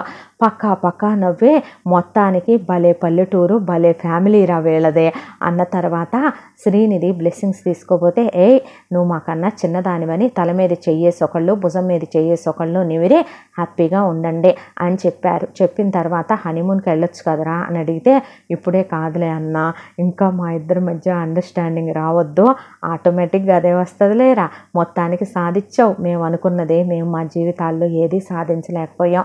నీకో విషయం తెలుసా అద్వైత, లైఫ్లో మన చుట్టూ మనకు నచ్చని బిజినెస్లోకి వెళ్ళొచ్చు, మనకు నచ్చని చదువుకోవచ్చు, మనకు నచ్చనిది ఏదైనా చేయొచ్చురా, కానీ లైఫ్లో మనం అర్థం చేసుకోవాల్సిన వైఫ్ అనే దాంట్లో మాత్రం మనం కాంప్రమైజ్ అవ్వకూడదు.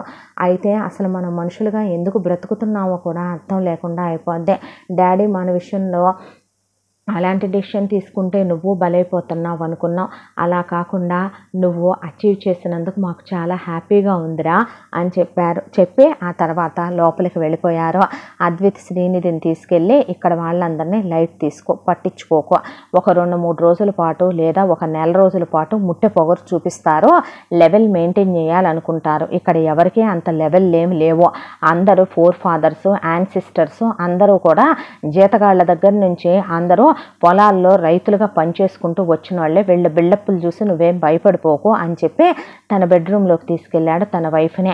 అప్పుడే మనం ఫిజికల్గా ఏమొద్దు, నేను కొన్నాళ్ళు నాకు అర్థమైందిలే అన్నాడు అద్విత్. అన్న తర్వాత ఇక భార్యతో కలిసి Insta reels, wife and husband goals చేసుకోవటం, సరదాగా ఉండటం, బయటికి వెళ్ళి రావటం, ఇలా సంతోషంగా ఉండటం చూసి అద్విత్ శ్రీనిధి చాలా హ్యాపీగా ఉండేవాళ్ళు. ముందు స్నేహంగా ఉండేవాళ్ళు, తర్వాత ఇంకా క్లోజ్ అవ్వటం మొదలుపెట్టారు వీళ్ళు.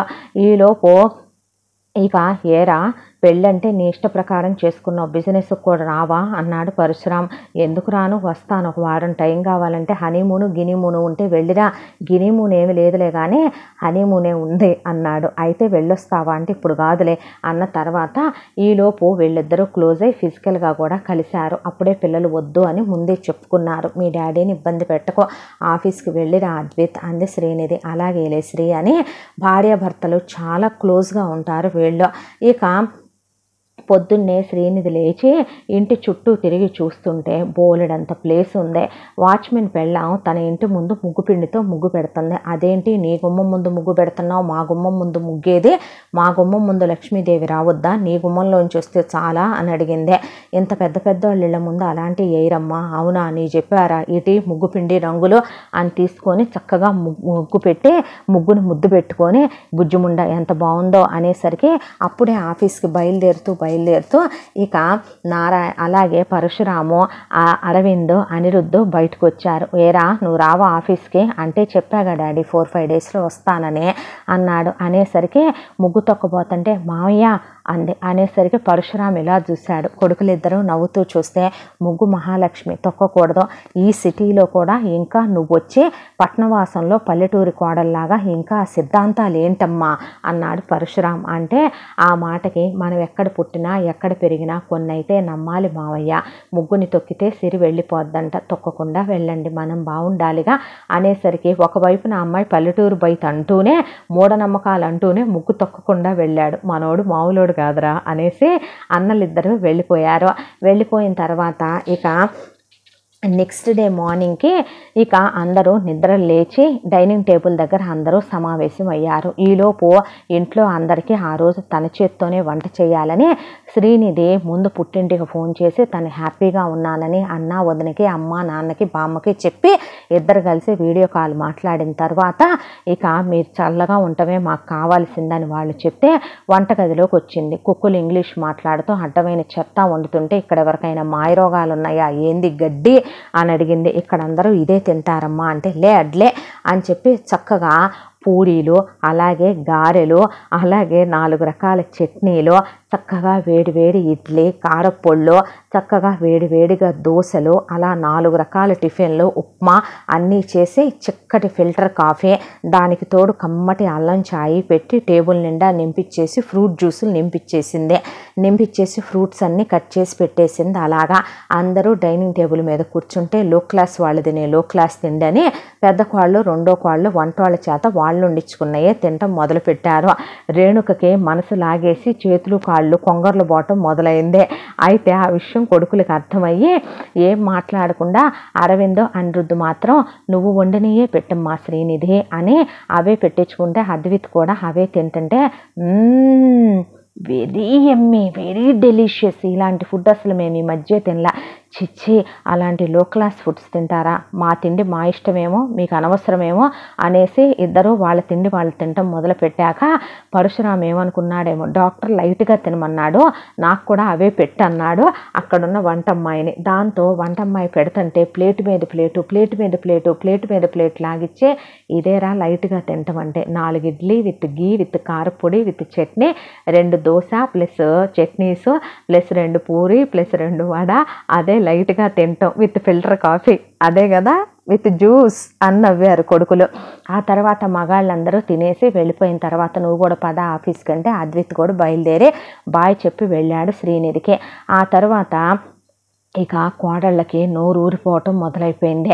తింటే తోడుకోళ్ళ ముందు పరువు బద్దేమోనని అందరిని అటు ఇటు వెళ్ళనిచ్చి వేళ్లతో నాకి చూశారు.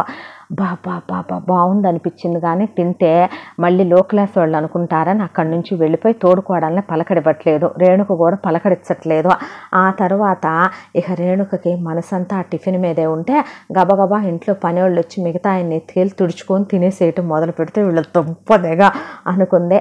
ఆ తర్వాత ఇక మధ్యాహ్నం అందరూ ఇంటికే లంచ్కి వస్తారు. లంచ్కి వచ్చేసరికి అలా జస్ట్ డైనింగ్ టేబుల్ నింపేసింది శ్రీనిధి నింపేసేపాటికి ఆ వంటలను చూసి అలాగే కూర్చుండిపోతే గులాబ్ జాము, అలాగే బాదం ఖీరు, దానికి తోడు కద్దు హల్వా, దానికి తోడు చక్కగా మిర్చి బజ్జీ, అలా రకరకాల స్వీట్లు, హాట్లు, 4 వేపుడు కూరలు, ఆవకాయ, ముద్దపప్పు, నెయ్యి, రోటి పచ్చళ్ళు, పులుసులు, దానికి తోడు ఫ్రైలు, కలగలుపు కూరలు అన్నీ వండి 4 నాన్ వెజ్ కూరలతో సహా నింపేసిందే. ఇక అందరూ ఇంట్లో వాళ్ళు కమ్మగా తినేసి సూపర్ అని వెళ్ళిపోయి ఎటోళ్ళు అటు వెళ్ళిపోయారు. రాత్రికి కూడా అలాగే అందరూ పుల్కాలు, చెత్త గడ్డి, సలాడ్లు, అలాగే అందరూ శాండ్విచ్లు తినే ఫ్యామిలీలో నుంచి ఇవి తినటం మొదలుపెట్టిన తర్వాత ఇటోళ్ళు అటు వెళ్ళిపోయిన తర్వాత కోడళ్ళు గబగబా ఆ ఒట్టి కూరనే తిని గుత్తొంకాయ కూరనే అమ్మా అనుకున్నారు. ఒకళ్ళతో ఒకళ్ళు అత్తగారు వస్తుందని వాళ్ళు పారిపోయిన తర్వాత ఏదైతే అదైందని ఇంత బొట్టి ఆవకాయ పచ్చడి వేసుకొని, ఇంత నెయ్యి పోసుకొని, ఇంత ముద్దపప్పు వేసుకొని దొంగలాగా ముసుగు కప్పుకొని తింటుంది కూర్చొని. రేణుక పక్క నవ్వుకొని వెళ్ళారు కొడుకులు ముగ్గురు చూసే. ఆ తర్వాత రోజు నుంచి వంటోళ్లతో తను కష్టపడి వండుతుంది కదా, మళ్ళీ మీరు 2 మెనూలు వండటం ఎందుకో, మేము వండమన్నయే మామగారు తినేవారు నిన్న వరకు కూడా. ఇక తనేటూ వచ్చిందిగా, తను కూడా ఇంటి కోడలనే కదా, మనలో కలుపుకోవాలనే కదా, పాపం తను కూడా కష్టపడి వండుతుంది, అదే అడ్జస్ట్ అయిపోయి తింటాం, మీరేం వండొద్దులే అనేసరికి ఆ రుచికి వంటోళ్ళు కూడా మైమరిచిపోయి ఎలా వండుతుందా ఏంటా అని అన్నీ అందించడం మొదలుపెట్టారు శ్రీనిధికి. చేతి కింద మిషన్లు, చేతి కింద అన్నీ దొరకటం, వంటోళ్ళు పనోళ్ళు అందించడానికి ఉండేపాటికి టకా వెరైటీలు వండేస్తుంది శ్రీనిధి. అయిపోయిన తర్వాత ఇక ఎటు వాళ్ళు అటు వెళ్ళిపోయిన తర్వాత సాయంకాలం పూట అందరూ కూర్చొని ఎవరో బిజినెస్ పని మీద వచ్చారని పరశురామ్ ఇంట్లోనే ఆఫీస్ కట్టించుకొని ఆయన అందులోనే మాట్లాడతాడు. ఇక అరవింద్, అనిరుద్ ల్యాప్టాప్లో వర్క్స్ చేసుకుంటున్నారు. అద్విత్ శ్రీనిధి దగ్గరికి వచ్చి కూర్చుంటే తనకున్న నగల బాక్స్ అంతా తీసి అన్నీ ఒక్కోటి చూపిస్తుంది కూర్చోబెట్టి అద్విత్కి. అవన్నీ చూస్తుంటే ఒకవైపున కోడళ్ళిద్దరు, అలాగే రేణుక చూస్తుంటే రెండత్తయ్య రెండక్క లోపలికి పిలిస్తే నిన్నే మమ్మీ మిమ్మల్నే వదినా అనేసరికి ఇద్దరు లోపలికి వచ్చారు. వచ్చిన తర్వాత రేణుక అక్కడ కూర్చుంటే ఇది మా అమ్మది, ఇది మా అమ్మమ్మది, దీన్ని పలకసర్లు అంటారు, నాకు ఉండేది, మా అమ్మ పెట్టింది అందే, దీన్ని పతకం అంటారు, నాకు పెట్టారు, పతకం గొలుసు నాకు ఉండేది, ఇది కాసుల పేరు, పెద్ద కాసుల పేరు, నాకు చిన్న కాసుల పేరు ఉండేదిలే, అప్పట్లో వ్యాపారానికి అవసరమయ్యి మీ మామయ్య అమ్మేశాడు అని చెప్పింది నవ్వుకొని. దీనికి ఎన్ని నగలున్నా మా వదినికి దీనికి నగల కక్కుర్తి మాత్రం పోలేదని నవ్వుకున్న తర్వాత ఇక అవన్నీ చూసి వెంటనే కోడల నగల లాంటి మోడల్స్ కావాలని గోల్డ్ షాప్ వాళ్ళకి ఫోటోలు తీసి మరీ ఆర్డర్ పెట్టడం మొదలుపెట్టింది రేణుక. ఈ హడావిడిలో ఉండగా పెద్ద కోడలు లోపల గదిలో ఇన్స్టా రీల్స్ చేసుకుంటుంటే వెళ్ళి తలుపు కొట్టింది శ్రీనిధి. అక్క అని. ఏంటి అని అడిగింది అరుణ. అవును, నీకేంటి, నువ్వు అంత అందంగా ఉంటావు కదా, అంత మంచిగా రీల్స్ చేస్తావు కదా, మరి నీకేంటక్క 1K ఫాలోవర్స్ కూడా అవ్వలేదు అని అడిగితే, కదా ఇంతకీ నువ్వు ఫాలో చేస్తున్నావా, ఇదిగో అన్న తర్వాత మీ 3 పెళ్ళాలు చేస్తున్నారుగా, మీకు బాగానే వస్తున్నాయిగా అమ్మా అందే అరుణ. అన్న తర్వాత నువ్వు చేయాల్సింది అయి కాదక్క, డాన్స్ రీల్స్ చేస్తే బాగుంటాయేమో, నువ్వెంతసేపు ఏం చెప్తున్నావు, నీ మేకప్ కిట్ ఎంత అవుతుంది, నీ మేకప్ యాక్సెసరీస్ ఎంత అవుతుంది, నీ జ్యువెలరీ ఎంత అవుతుంది, అవన్నీ వాళ్ళకి ఎందుకు, వాళ్ళకి కావాల్సింది ఎంటర్టైన్మెంట్ కదా, అలా చేయాల్సిందేమో అనేసరికి అవునా అని ఒక 4-5 సాంగ్స్ సెలెక్ట్ చేసుకొని చెట్లల్లోకి వెళ్ళి డ్యాన్స్ చేసిన తర్వాత ఆ పాటల్ని అప్లోడ్ చేయించితే ప్రతి నిమిషానికి ఒకసారి చూసుకొని, నువ్వు నన్ను మోసం చేసావు, నీకు వచ్చినన్ని నాకేమీ రావట్లేదు, చూసావా నాకు లైకుల మీద లైకులు ఏమీ రాలేదు, నా ఫాలోవర్స్ ఏమీ పెరగలేదు అందే అరుణ. అన్న తర్వాత బావగారితో కలిసి చేస్తే పెరుగుతాయి అక్క, నువ్వు ఒక్కదానివే కదా అనేసరికి నేను చేయమంటే చేస్తాడా ఏంటి, మీ ఆయన్ని చెప్పమని చేస్తాడేమో, ఒరే చెప్పవా అంద అద్విత్ని. ఎవరికి పెద్దన్నకేనా, అప్పుడు కానీ అంటించలే నన్ను అనేసరికి ఇక వెళ్ళి అలిగి ఐ హేట్ యూ, మీ ఇద్దరితో నేను పచ్చి కొట్టానని వెళ్ళి పడుకుంది అరుణ. ఆ తర్వాత ఎప్పుడు తెలుసుద్దో మీ వదినికి, ఇన్స్టాగ్రామ్లో మనకు ఫాలోవర్స్ పెరగాలన్నా లైకులు రావాలన్నా 24 hours ఆగాలి కదా అద్విత్ అంది శ్రీనిధి. తెల్లారేపాటికి 500 మంది ఫాలోవర్స్ పెరిగారు. ఇక బోల్డ్ అని కమెంట్స్, బోల్డ్ అని లైకులు వచ్చినాయి. అరుణకే దబా దబా బాధేసి అరవిందం లేపేసింది. చూసావా ఎలా పెరిగారో, ఎలా అయిందో, ఎలా వచ్చారో చూసావా అనేసరికి నువ్వు చూసావా, నువ్వెందుకు పనికిరాదని, పల్లెటూరు బయటని, వేస్ట్ అని నువ్వు మాట్లాడించడం మానేసి తనెందుకు కొరగా అందని అన్న నీ తోడు కోడల వల్లే ఈ రోజున నీకు ఒక్క రోజులో 500 మంది ఫాలోవర్స్ పెరిగారో. మనం ఎక్కడ పుట్టాం, ఎక్కడ పెరిగామన్నది కాదో, మనం ఎంత పద్ధతిగా ఉంటున్నాం అనేది ఇంపార్టెంట్ అరుణ. నువ్వు నాతో చేయొచ్చుగా. ఇది ఎప్పటి నుంచి మన ఇద్దరి మధ్య ప్రేమలు, మన ఇద్దరి మధ్య రిలేషన్స్కి వాల్యూస్ అలాంటివి ఉండవు కదా అరుణ. ఎంతసేపు రేంజ్ మాత్రమే మెయింటైన్ చేస్తాం కదా అనేసి లేచి వెళ్ళిపోయాడు అరవింద్. దాంతో అరుణ మనసు గుచ్చుకుంది. నిజమే కదా, పెళ్ళై ఎన్నాళ్ళైంది, పిల్లలు పుట్టలేదు అని ప్రపంచం అంతా అనుకుంటుంది. కానీ 6 నెలలకు ఒకసారి, 8 నెలలకు ఒకసారి ఒకళ్ళతో ఒకళ్ళం కలుస్తున్నాం. ఆ తర్వాత టైం అంతా నేను ఇన్స్టాగ్రామ్లో తన ఆఫీస్ పనుల్లో అయిపోతుంది. నాన్ ఫెర్టిలేషన్ టైంలో కలిసినంత మాత్రాన పిల్లలు పుట్టేస్తారా? లేదుగా.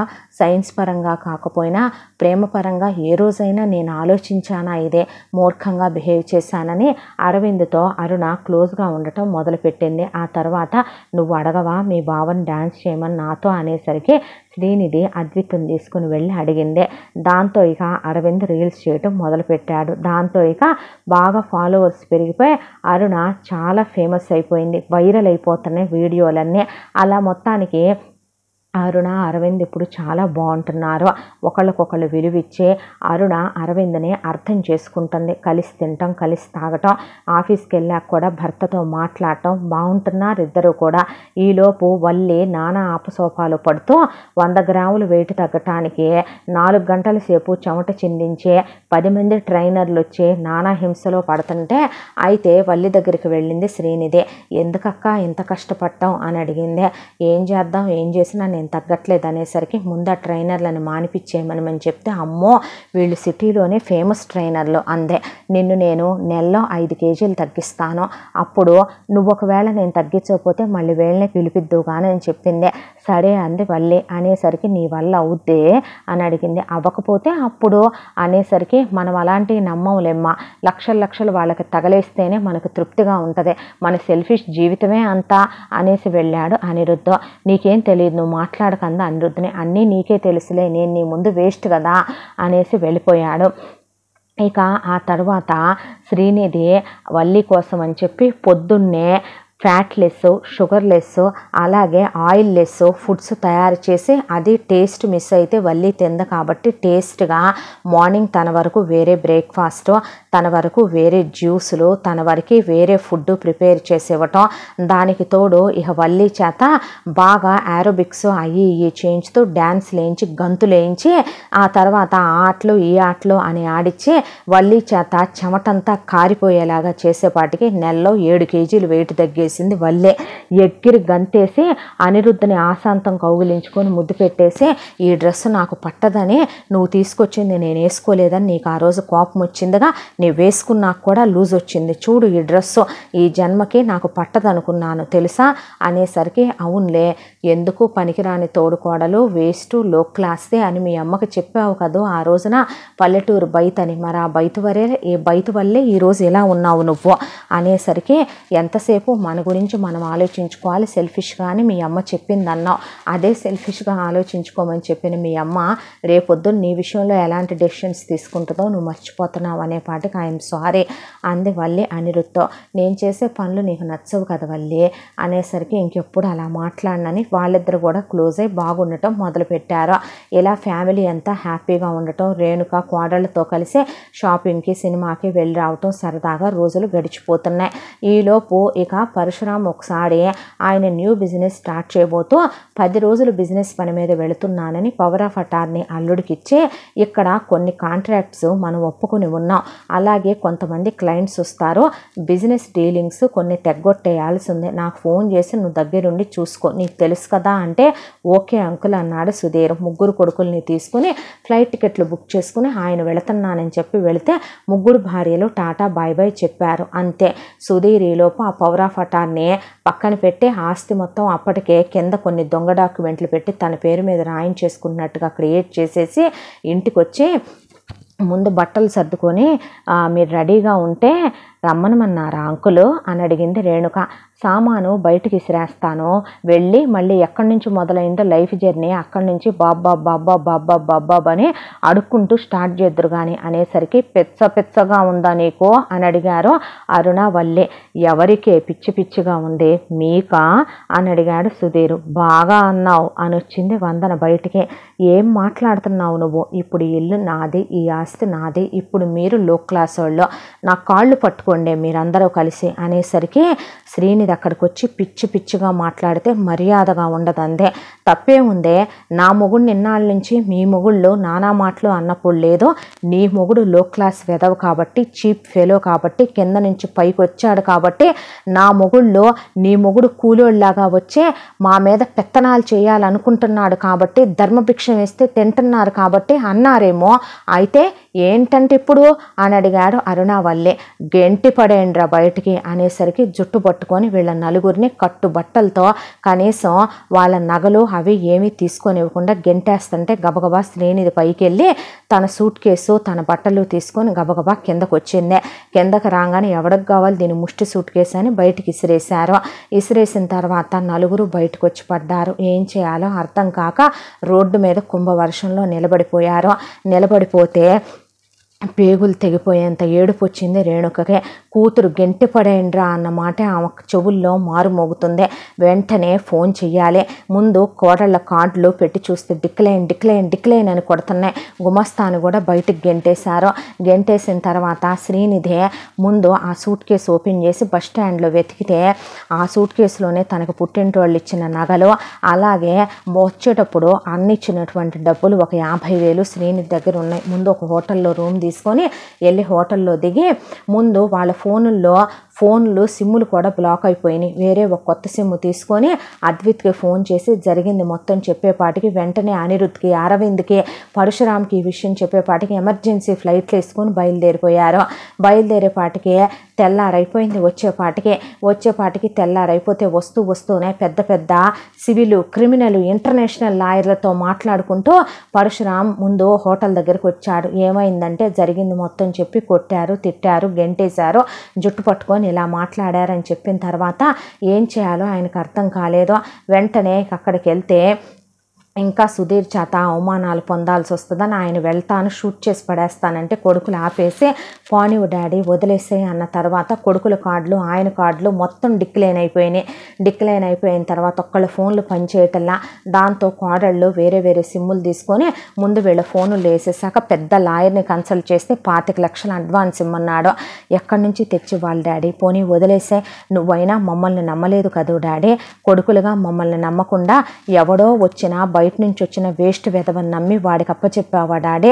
పవర్ ఆఫ్ అటార్నీ వాడికి రాసి ప్రాపర్టీస్ అన్నీ వాడి పేరు మీద, షేర్లన్నీ వాడి పేరు మీదకి ఎలా మార్చావు డాడీ? నువ్వు అంత ఆలోచన జ్ఞానం లేకుండా ఎలా ఉన్నావు డాడీ? మమ్మల్ని అంటావని అడిగారు కొడుకుల. దాంతో ఆయనకి ప్రాణం చచ్చిపోయిందే. ఇంకక్కడి నుంచి ఏం చేయాలా అని ఆలోచిస్తుంటే ఒకసారి శ్రీనిధి నగలు తీసి మామగారి చేతిలో పెట్టబోతుంటే ఆగు, అంత కర్మేం పట్టింది, మా అమ్మ వాళ్ళు లేరా ఏంటి అని అరుణావల్లి వాళ్ళ అమ్మ వాళ్ళకి ఫోన్ చేశారు.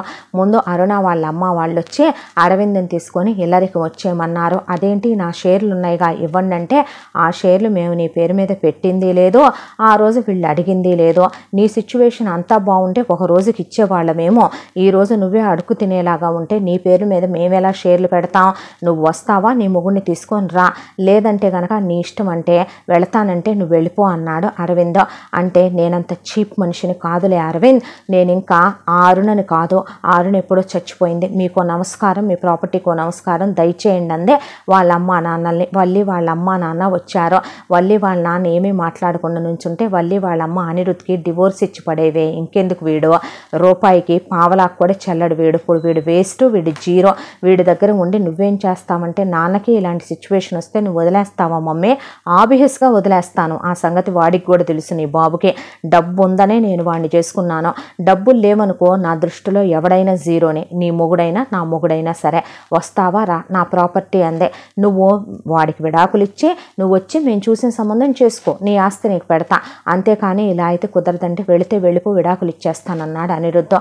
ప్రాణం పోయినా నిన్ను వదిలి నేను వెళ్ళను, నా మొగుడే నాకు కావాలి, నువ్వు ముందిక్కడి నుంచి నడువు బయటకు అనేసింది వల్లి. దాంతో ఇక శ్రీనిధి నగలు తీసుకోక తప్పలేదు. రేణుకకి వెన్నులో వణుకు మొదలైంది. ఒకానొక రోజు ఇలాగే తన నగలమ్మి పెట్టిన వ్యాపారం ఇవాళ ఇంత వెన్నుపోటుకు గురయ్యారు కూతురు దగ్గర. ఇవాళ మళ్ళీ కోడల నగలతో మొదలు పెడుతున్నాం, ఏమవుద్దో ఏంటోనని తీసుకెళ్ళి ఆ నగల్ని తాకట్టు పెట్టడం కాదు, అమ్మేయండి మావయ్య అని చెప్తే, థ్యాంక్స్ అమ్మా అన్నాడు ఆయన. చిచ్చి, మీరు నా నాన్న లాంటి వారు, మీరు నాకు థ్యాంక్స్ చెప్పటం ఏంటి అనేసింది. 25 లక్షలు వచ్చినాయి. ఆ 25 లక్షల రూపాయలు లాయర్కి ఇచ్చేసి, అసలు ఎలా వాడి పేరు మీదకి ఆస్తి వెళ్ళుద్దే, నా వైఫ్ పేరు మీద షేర్స్ ఉన్నాయి, అవి నేను ఎవరికి అథారిటీ ఇవ్వలేను, ఎందుకంటే నా వైఫ్ సైన్లు చేయలేదు కాబట్టి. నా పెద్ద కోడలు, రెండో కోడలు, అలాగే నా మూడో కోడల పేర్ల మీద కూడా నేను షేర్లు పెట్టించాను. నా కొడుకుల పేర్ల మీద షేర్లు ఉన్నాయి, అవి ఎవరి పేరు మీద వాళ్ళెవరూ రాయలేదు, నేను రాసిన సైన్తో మొత్తం ఎలా మారిపోద్ది అని అడిగాడు లాయర్ని. అడిగితే చాలా డబ్బు ఖర్చు అవుద్దండి, చాలా పెద్ద పెద్ద కోర్టులకు వెళ్ళి పెద్ద లాయర్లు వాదిస్తే కానీ అవ్వదు, అది కూడా 50-50 ఛాన్సెస్ మాత్రమే ఉన్నాయి పరశురామ్ గారు అని చెప్తే, నేను ఆ 50% ఛాన్స్ కూడా వదులుకోవటానికి రెడీగా లేనన్నాడు ఆయన.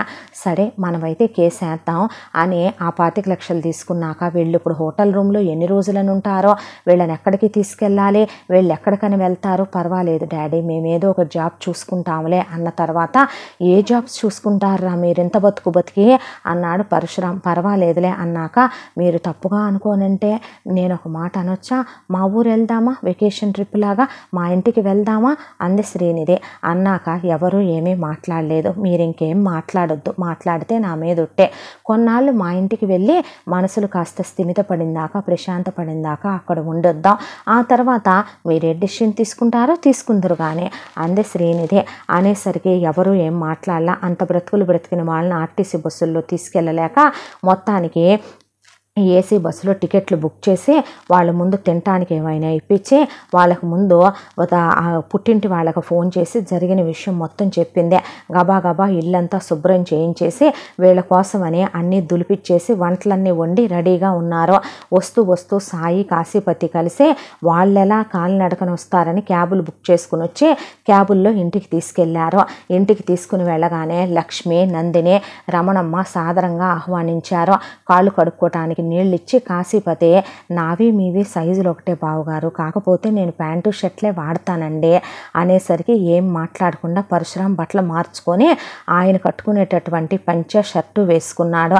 ఎన్నో సంవత్సరాల తర్వాత భర్తను అలా చూసేసరికి రేణుకేమీ మాట్లాడలేక మౌనంగా దిగులుగా కూర్చుండిపోయింది. లక్ష్మి బట్టలు రేణుకకిస్తే, నందిని బట్టలు అరుణకి అలాగే వల్లికి ఇచ్చింది. ఇక అరవిందో, అనిరుద్ధో ఆలోచించుకుంటూ కూర్చుంటే సాయి వాళ్ళ దగ్గరికి వెళ్ళి కూర్చొని, బాధపడద్దు, దిగులు పడద్దు, లైఫ్ ఇక్కడతో ఎప్పుడూ ఆగిపోదు, అంటే నువ్వెందుకు ఇంత చదువుకొని ఇక్కడ ఉంటున్నావు అని అడిగితే, అమ్మా నాన్నకు ఒంట్లో బాగోదు, నన్ను వెళ్ళమంటారు, నేను వెళ్తే వాళ్ళు ఎలా ఉంటుందో వాళ్ళ సిచ్యువేషన్ నాకు తెలుసు, టైంకు మందులు వేసుకోరు, హెల్త్ నెగ్లెక్ట్ చేస్తారు, నా భార్య చాలా కలిగిన ఇంట్లోనే పుట్టింది, చాలా మంచిది, కొంచెం తింగరదంతే, నేను లవ్ మ్యారేజే చేసుకున్నాను, తను జాబ్ చేసుకుంటుంది, ఏదో ఇలా గడిచిపోతుంది అని చెప్పాడు సాయి. సాయిని చూసిన తర్వాత వీళ్ళకి చాలా ఇన్స్పిరేషనల్గా అనిపించింది. ఆ తర్వాత అద్విత్ బాధపడుతుంటే శ్రీనిధి ఏంటిదంతా అనేసరికి, నిన్నెంతో బాగా చూసుకోవాలనుకున్నాను నిధి అన్న తర్వాత, నువ్వుండగా నాకేమైంది, ఈ నిధికి ఎప్పుడు దిగులు రాదులే అనేసేసరికి, ఇప్పుడేంటంట కొన్నాళ్ళు ఇక్కడ ఉందాం, తర్వాత వెళదాం, మీరు చదువుకున్నారు, పెద్ద పెద్ద కాలేజీల నుంచి పాస్ అవుట్లు అయ్యారు, మీకు ఉద్యోగాలు రావా, ఆ వచ్చే ఉద్యోగాలతో మనం హ్యాపీగా ఉండలేమా, మేము చేస్తాం అవసరమైతే ఉద్యోగాలు, మేము చదువుకోలేదా అనేసింది శ్రీనిధి. ఈలోపు వల్లి, అరుణ కలిసి ఏం చేస్తావని అడిగారు నందినిని. జాబ్ చేసుకుంటానుగా అని అడిగింది. అడిగితే, మనం ఇన్నాళ్ళుగా ఖాళీగా కూర్చుని పడి తిన్నామే కానీ ఏ రోజు వాళ్ళ కష్టాన్ని అర్థం చేసుకోలేదు, నా శాలరీ తనేం అడగడు సాయి, అత్తయ్య మామయ్య కూడా అడగరు, నా దగ్గరే ఉంటుంది అని చెప్పింది. ఇవాళ మన దగ్గర అలా రూపాయి ఉన్నా కూడా ఈ గతి పట్టకపోను కదో, మనం కూడా ఆఫీస్ విషయాల్లో కలగ చేసుకొని అంతంత చదువులు చదువుకున్నాం, అలా వదిలేసామే తప్ప ఎప్పుడూ అర్థం చేసుకోలేదు కదో అని బాధపడ్డారు అరుణ వల్లి కూడా. ఆ తర్వాత అందరికీ భోజనాలు అయిపోయినాయి. భోజనాలు అయిపోయిన తర్వాత పరశురాం లాయర్లతో మాట్లాడి ఆ విషయం ఈ విషయం అని చెప్తూ ఉన్నాడు. ఈలోపు రేణుక దిగులుగా కూర్చుంటే రమణమ్మ పక్కనే కూర్చొని నీ తల్లి లాంటి దాన్నమ్మా అని ధైర్యం చెప్పింది. వాళ్ళ కుటుంబం వీళ్ళకి చాలా చాలా నచ్చేసింది.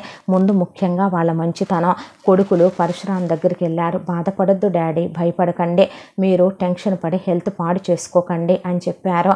చెప్పిన తర్వాత లక్ష్మి గోరింటాకు రుబ్బి తీసుకొచ్చి అలా కూర్చోబెట్టి వల్లికి అరుణకి దగ్గరికి రమ్మనమని వాళ్ళని ముద్దు చేస్తూ చేతిలో గోరింటాకు పెట్టి మందారంలా పండితే మంచి మొగుడు వస్తాడంట, అదంట ఇదంట అని కథలు చెప్తూ వాళ్ళని బాధలోంచి బయటికి తీసుకొస్తుంటే అవునా ఆంటీ అని అడిగితే అవునమ్మా మీ తాతయ్య కూడా నాకు అలాగే వచ్చాడందే రమణమ్మ.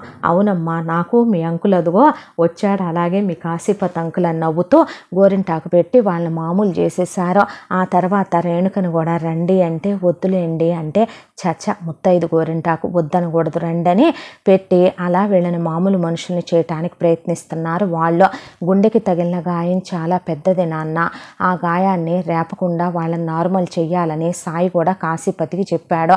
ఆ తర్వాత తెల్లారి సాయి నందిని ఉద్యోగాలకు వెళ్ళిపోయారు. వెళ్ళిపోయిన తర్వాత నేను మీతో పొలానికి వస్తానండి అని పరశురాం అంటే మీరా మట్లోకా మీకేం పనండి అన్నాడు కాశీపతి. 2 ఎకరాల్లో నుంచి బయలుదేరిన తన ప్రస్థానం గురించి పొలం గట్టు మీద కూర్చొని ఆయనకి చెప్పి నా కొడుకులు నేను వాళ్ళని నమ్మలేదనుకుంటున్నారు. నిజానికి నా కొడుకులు యువరాజులు, నా కొడుకులు కష్టపడలేరు, నా కొడుకులు బాధపడకూడదు, వాళ్ళెంత డబ్బు ఖర్చు పెట్టినా నేనేం అనుకోను. వాడు కూలోడు, లో క్లాసోడు, అల్లుడు కింద నుంచి పైకొచ్చాడు, వాడు వెన్నుపోటు పొడవడు అనుకున్నాను, వాడు మేనేజ్ చేస్తాడు హ్యాండిల్ చేస్తాడు అనుకుని వాడికి అప్పచెప్పానే తప్ప నా కొడుకులు అసమర్థులు చేతగాని వాళ్ళని నేను అప్పచెప్పలేదండి అన్నాడు పరశురాం. ఆ మాట ఏదో మీరు పిల్లలకే చెప్పండి, నా వరకు నేను ఒకటే అనుకుంటాను బావగారు, మన మనసులో చాలా బరువులు మనం మోయకూడదు. పిల్లలకి మనం ఏ సిచ్యువేషన్లో ఇలాంటిది చేశామో వాళ్ళకి తెలియాలి, వాళ్ళు తెలుసుకుంటేనే తప్పు ఒప్పులు అర్థం చేసుకోగలుగుతారని చెప్పాడు కాశీపతి. వెళ్ళాక పరశురాం అటు ఇటు తిరుగుతూ కొడుకుల్ని దగ్గరికి పిలిచి ఇలా అని చెప్పాడు. చెప్పిన తర్వాత కొడుకులు వాళ్ళ నాన్న దగ్గరికి వెళ్ళి మోకాళ్ళ మీద కూర్చొని ఒళ్ళో తల పెట్టుకొని కూర్చున్నారు. అన్నాళ్ళ తర్వాత బాధపడద్దు డాడీ, మీరు టెన్షన్ తీసుకోకండి, ఎందుకు అంత కంగారు పడుతున్నారు అని అడిగితే లాయర్కి ఫోన్ చేశాను నాన్న, ₹1,00,00,000 కట్టాలంటున్నాడు, ₹1,00,00,000 కడితే 50% ఛాన్సులు ఉన్నాయి కేసు గెలవటానికి అంటున్నాడు, లేదంటే ఆస్తి మొత్తం పోయేలా ఉందని చెప్తున్నాడంటే ఎక్కడి నుంచి తీసుకొస్తాం డాడీ, వదిలేసేయండి, ఇప్పటికే 25 లక్షలు శ్రీనిధి నగలు పెట్టి కట్టడమే మనం చేసిన తప్పు, ₹1,00,00,000 అంటే మాటలా డాడీ, ఎక్కడి నుంచి తీసుకొస్తాం, మనకు మాత్రం ఏమున్నాయని తీసుకొస్తాం, వద్దు డాడీ, ఇంకా మేము చదువుకున్నాం, ఏదో ఒక జాబ్ చూసుకుంటాం, మిమ్మల్ని హ్యాపీగా చూసుకుంటాం, మనకేమైనా కొత్త నాన్న, కింద నుంచి పైకి వచ్చిన వాళ్ళమే కదా, బ్రతుకు మళ్ళీ అక్కడి నుంచో మొదలైంది అనుకుంటే సరిపోద్దని వీళ్ళు అనుకుంటున్న మాటలు సాయి విన్నాడు. విని కాశీపతి దగ్గరికి వెళ్ళి ఇదంట విషయం అని చెప్తే అయ్యో పాపం అంటే అయ్యో పాపం అంటా వింటున్నానా, ఆ డబ్బులు మనం ఇవ్వొద్దా అన్నాడు. నోరు ముయ్యరా, ఎక్కడి నుంచి తీసుకొచ్చిస్తాం రా ₹1,00,00,000 అంటే, ఎంత చెల్లెలైతే మాత్రం పిచ్చి పట్టిందా ఏంటి నీకు అన్నాడు కాశీపతి.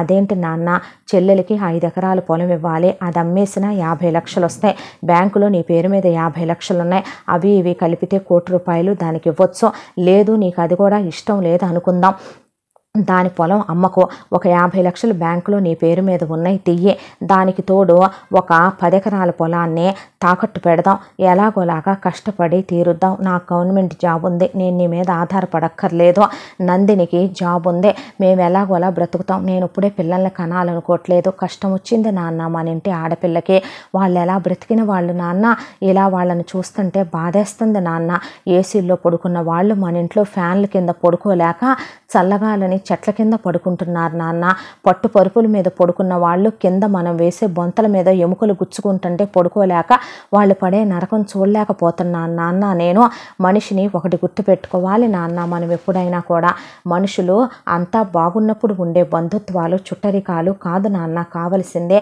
మనుషులు బాధల్లో ఉన్నప్పుడు మేమున్నామని ఆదుకునే హస్తమే స్నేహహస్తమైన, బంధువుల హస్తమైన ఎవరైనా అంటాను నాన్న నేను అన్నాడు. అనేసరికి నా ఇష్టము నీ ఇష్టం కాదు, కోడలేమంటదో అనేసరికి ఏమీ అన్నాం.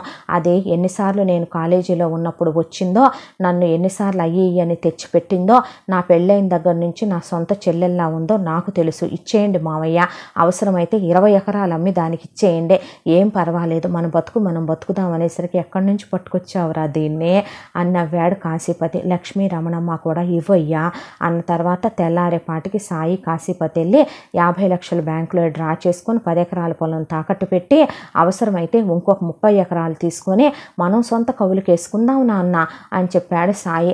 ఆ తర్వాత తీసుకొచ్చి ఆ 1 కోటి రూపాయలు పరశురాంకి ఇవ్వబోతుంటే వద్దండి, ఆ డబ్బులు వెనక్కి వస్తాయో రావో కూడా తెలియదు, 50% ఛాన్సులు అంటున్నారు అనేసరికి సాయి అంకుల్ ఒక మాట అడగనా, 50% ఛాన్స్ అయితే ఉంది కదా, తెలివైన వారు మీరు, ఆ 50% ఛాన్స్ని మనం ఎందుకు వదులుకోవాలి? మీరు ఎవరికీ అన్యాయం చేయలేదు అంకుల్, మీరెవరిని మోసం చేయలేదు, మీరు తెలుసుకోలేనిదల్లా తన మన అనే తేడా మాత్రమే, మన అనే వాళ్ళ విలువ తెలుసుకోలేకపోవటమే. డబ్బు అనే దాంతో నిజానికి వచ్చేది పరపతి కాదు అంకుల్, శత్రువులు. దాంతోపాటు మనకి తెలివి అనేది జ్ఞానం అనేది కూడా శూన్యమైపోతూ ఉంటుంది ఒక్కొక్కసారి. మీరు చాలా పెద్దవారు, తెలివైన వారు, మంచివారు, వచ్చిన అవకాశాన్ని మనం వదిలేసుకోకూడదు అంకుల్. పోనివ్వండి, మనకి రాసిపెట్టి ఉందనుకోండి, భగవంతుడు మన అందున ఉన్నాడు అనుకోండి, మీ ఆస్తి మొత్తం మీకు వస్తుంది. లేదనుకోండి, ఇందులో మా చెల్లెలకి మేము ఇవ్వాలనుకుందే 5 ఎకరాల పొలం డబ్బులు ఉన్నాయి, మిగతాయి మేము ఎలాగోలా అడ్జస్ట్ చేసుకుంటాం, మీరు మా కుటుంబం కాదా? మనుషులు సంతోషంగా ఉన్నప్పుడు కాదు అంకుల్, బాధలో ఉన్నప్పుడే మన అనేవాళ్ళం ఒకళ్ళకొకళ్ళం తోడు కాకపోతే ఎలాగా, మనందరం ఒక ఫ్యామిలీ కాదా, మీరు కాదంటానికి వీల్లేదనేసరికి అది కాదని అరవింద్, అనిరుద్ధ్, అద్విత్ చెప్పపోయినా వినకుండా 1 కోటి రూపాయలు ఇచ్చేశారు సాయి కాశీపతి. ఆ ఎత్తుకెళ్ళి లాయర్కి ఇచ్చి ఎట్టి పరిస్థితుల్లో కేసు గెలిచి తీరాలని పరశురాం పట్టుకొచ్చున్నాడు లాయర్నే. దాంతో పెద్ద పెద్ద లాయర్లు లా పుస్తకాలు తిరగేసుకొని మొత్తానికి కేసు వీళ్ళకి ఫేవరబుల్గా అయ్యేలా ఎట్టి పరిస్థితుల్లో చేయాలని లాయర్లు కూడా కత్తి సాము చేయటం మొదలుపెట్టారు. ఇక రేణుకైతే శాంతం దేవుళ్ళందరికీ మొక్కేసిందే, ఒకవైపున బామ్మ జపాలు చేయటం మొదలుపెట్టింది. లక్ష్మి నీ అత్తారిల్లు చల్లగా ఉండాలని శ్రీనిధి చేత వ్రతాలు, నోములు, పూజలు అన్నీ చేయించడం మొదలుపెట్టింది. ఇక ఒకవైపున వల్లి, అరుణ అయితే అక్కడున్న దేవుళ్ళందరికీ మొక్కేసుకున్నారు. ఈలోపు ఉన్నట్టుండి ఒకసారి అలా విలేజ్లో వాకింగ్కి వెళ్ళొద్దామని అందరూ వెళ్ళొస్తుంటే పిల్లలతో గోళీలు ఆడుకుంటూ అరుణ లేచి నుంచొని కళ్ళు తిరుగుతున్నాయని నుంచుంది. ఏమైందే అంది వల్లి. పీరియడ్ స్కిప్ అయినాయి, ప్రెగ్నెంట్ అయినట్టున్నాను అందే. వాట్ అన్నాడు అరవింద్. అదేంటి మంచిప్పుడు రాలేదన్నావు, ఇప్పుడు వస్తే తీయించుకోమంటావా? అది కాదు అన్నయ్య, వదిలేసే, ఇప్పుడు వాడు వచ్చే టైం కూడా లక్కీ టైం అయితే వాడు లక్కీ చామే కదూ అన్నారు అద్విత్, అనిరుద్ధ్. అంతే కదా అంది వల్లి. అనేసరికి ఇక గొంతు ఎండిపోతుంది అంది అరుణ. అనేసరికి ఇక్కడ రారా, ఇక్కడ ఎవరిదో ఒకళ్ళు ఇల్లు కనపడుతుంది, వెళదామని అరవింద్ వెళ్ళి అలా తలుపు కొట్టాడు. షాక్. తలుపు కొట్టేసరికి తన ఎక్స్ గర్ల్ ఫ్రెండ్ కావ్య ఎంత కొప్పేసుకొని నూనె కారిపోతూ 7వ నెల ఏమో అనుకుంటా ఇంత ఎత్తు పొట్టేసుకొని ముక్కు కారిపోతూ ఒకళ్ళని సంకలో వేసుకొని వచ్చి నుంచొని షాక్ అయిపోయింది అరవింద్ని చూసేసరికి ఎవరే ఆ వచ్చింది అనుకుంటూ బయటకు వచ్చింది కావ్య వాళ్ళ అత్త అనుకుంటా ఆవిడ. ఎవరో అత్తయ్య అనేసరికి ఏంటి బాబు, మా ఆవిడ కళ్ళు తిరుగుతున్నాయి అంటే మంచినీళ్ళ కోసమనే, మంచినీళ్ళు అంటే వెళ్ళి తీసుకురాపో అనేసరికి అక్కడికి కావ్య మొగుడు అనుకుంటా వచ్చి చెప్పులు ఇప్పాడు. నల్లగా పొట్టిగా బట్టతలతో భయంకరంగా ఉన్నాడు.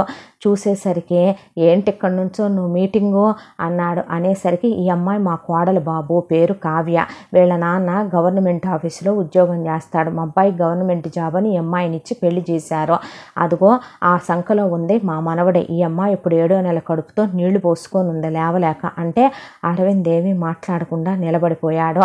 మా అబ్బాయిది గవర్నమెంట్ జాబులయ్యా అని కాళ్ళు కడుక్కోవటానికి నీళ్ళెత్తరా అని ఎవరు వీళ్ళు అంటే ఆ అమ్మాయికి కళ్ళు తిరిగినాయి అంటే అయితే మజ్జిగ ఇవ్వండి అనేసరికి ఆ నిజమే, పోయి గొడ్డకాడ పేడెత్తేసి పిడకలకని కలిపాం కదా, అదో పక్కకు దోసేసి ఆల్రెడీ నేను మజ్జిగ కలిపే ఉంచా కానీ ఆ చిలికిన మజ్జిగ కాసిన పోసుకొని తీసుకురాపో అని పంపించింది కావ్యనే వాళ్ళత్త.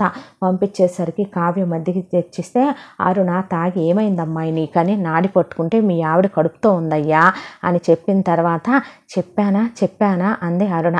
ఇప్పుడు తేలిగ్గుందా అమ్మా అన్నాక ఆ పర్లేదన్న తర్వాత సరేనండి వెళ్ళొస్తామని చెప్పి అక్కడి నుంచి వచ్చేసి ఆ విషయం అస్సలు అరుణకి అరుణకి తెలియనట్టే అరవింద్ ఏం మాట్లాడకుండా మౌనం వహించేసి అక్కడి నుంచి వచ్చాడు. చూస్తూ కూడా కావ్య ఎవరో తెలిసి కూడా అద్విత్, అనిరుద్ధ్ కూడా సైలెంట్ వహించేశారు.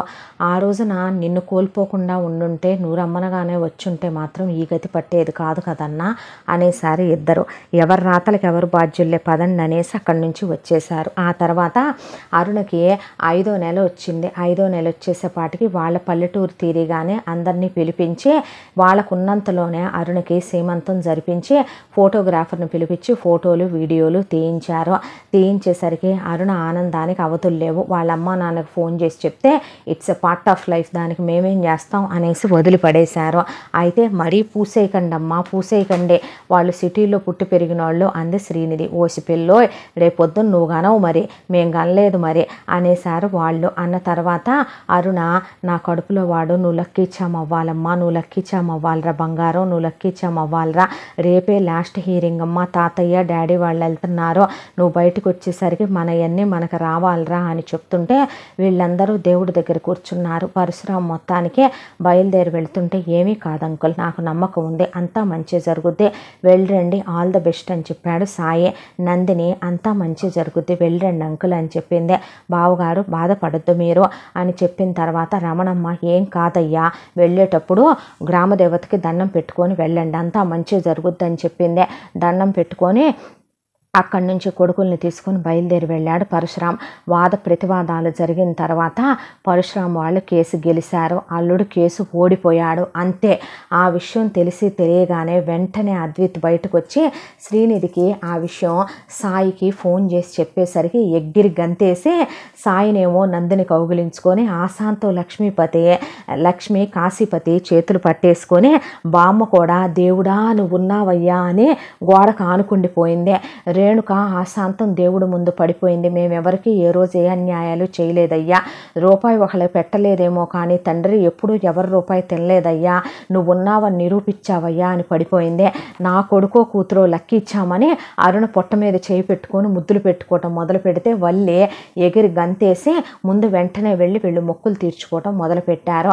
ఈలోపు పరశురాం అక్కడ లాయర్తో మాట్లాడటం అయిపోయిన తర్వాత కార్డులన్నీ డిక్లైన్ అయిన కార్డులు మళ్ళీ వర్క్ చేయటం మొదలుపెట్టినాయి. వెంటనే వెళ్ళి పవర్స్ అన్నీ తీసుకున్నారు వీళ్ళు. లాయరు ఆ కేసు వాదించినందుకు 5 కోట్ల రూపాయలు తీసుకుంటే లాయర్కి ముందు చెక్కు మీద సంతకం పెట్టాడు ఆయన. పెట్టేసిన తర్వాత ఇక అక్కడి నుంచి మళ్ళీ పల్లెటూరికి వెళ్ళి మొత్తం అక్కడ ఉన్నవన్నీ క్లియర్ చేసి ఇచ్చినటువంటి సాయి వాళ్ళ 1 కోటి రూపాయలు ఇచ్చేసి అక్కడి నుంచి వాళ్ళకి థ్యాంక్స్ చెప్పి ఎప్పటికీ మిమ్మల్ని మాత్రం జీవితంలో మర్చిపోము, 6 నెలలు మా జీవిత కాలంలో మేమేంటో మాకు మీరు గుర్తు చేశారో అని పరశురాం వాళ్ళకి థ్యాంక్స్ చెప్పి అక్కడున్న మొక్కులన్నీ ఆడోళ్ళన్నీ తీర్చేసుకున్న తర్వాత బయలుదేరి తిరిగి సిటీకి వచ్చాడు. మళ్ళీ తిరిగి ఆయన పవర్ ఆయనకు వచ్చింది. ఆయన కుర్చీలో ఆయన కూర్చున్నాడు. తిరిగి ఇంటి దగ్గరకు వస్తే వాచ్మెన్ సెల్యూట్ చేసి మీ రంగులు ముగ్గులు మీకే ఉంచానమ్మా అంది. శ్రీనిధి పకపకా నవ్వింది. ఇల్లంతా శుభ్రం చేయించేశారు. ఇంట్లో పెద్ద హోమం చేయించుకున్న తర్వాత కూతురు నాన్న నీ అల్లుడు ఏదో తెలియక చేశాడు, క్షమించు నాన్న అని వచ్చేపాటికి నా దృష్టిలో నువ్వెప్పుడో సచ్చావే, చచ్చిన వాళ్ళతో నేను మాట్లాడటానికి ఇంకే ఉంది అనేసి నెత్తి నీళ్లు పోసుకొని పంతుల్ని పిలిపించి అక్కడికక్కడే పిండాలు వదిలేశాడు ఆయన. ఆ తర్వాత రేణుక డైరెక్ట్గా హీల్ చెప్పు తీసుకొని కొట్టింది కూతుర్ని అల్లుడిని. ఇంకొకసారి ఇంటి దరిదాపుల్లోకి వస్తే మర్యాదగా ఉండదని పని వాళ్ళని పెట్టి గెంటేసింది. అక్కడికి వాళ్ళేం నష్టపోలేదు, బాగానే పిక్కారు ఇన్ని సంవత్సరాల నుంచి.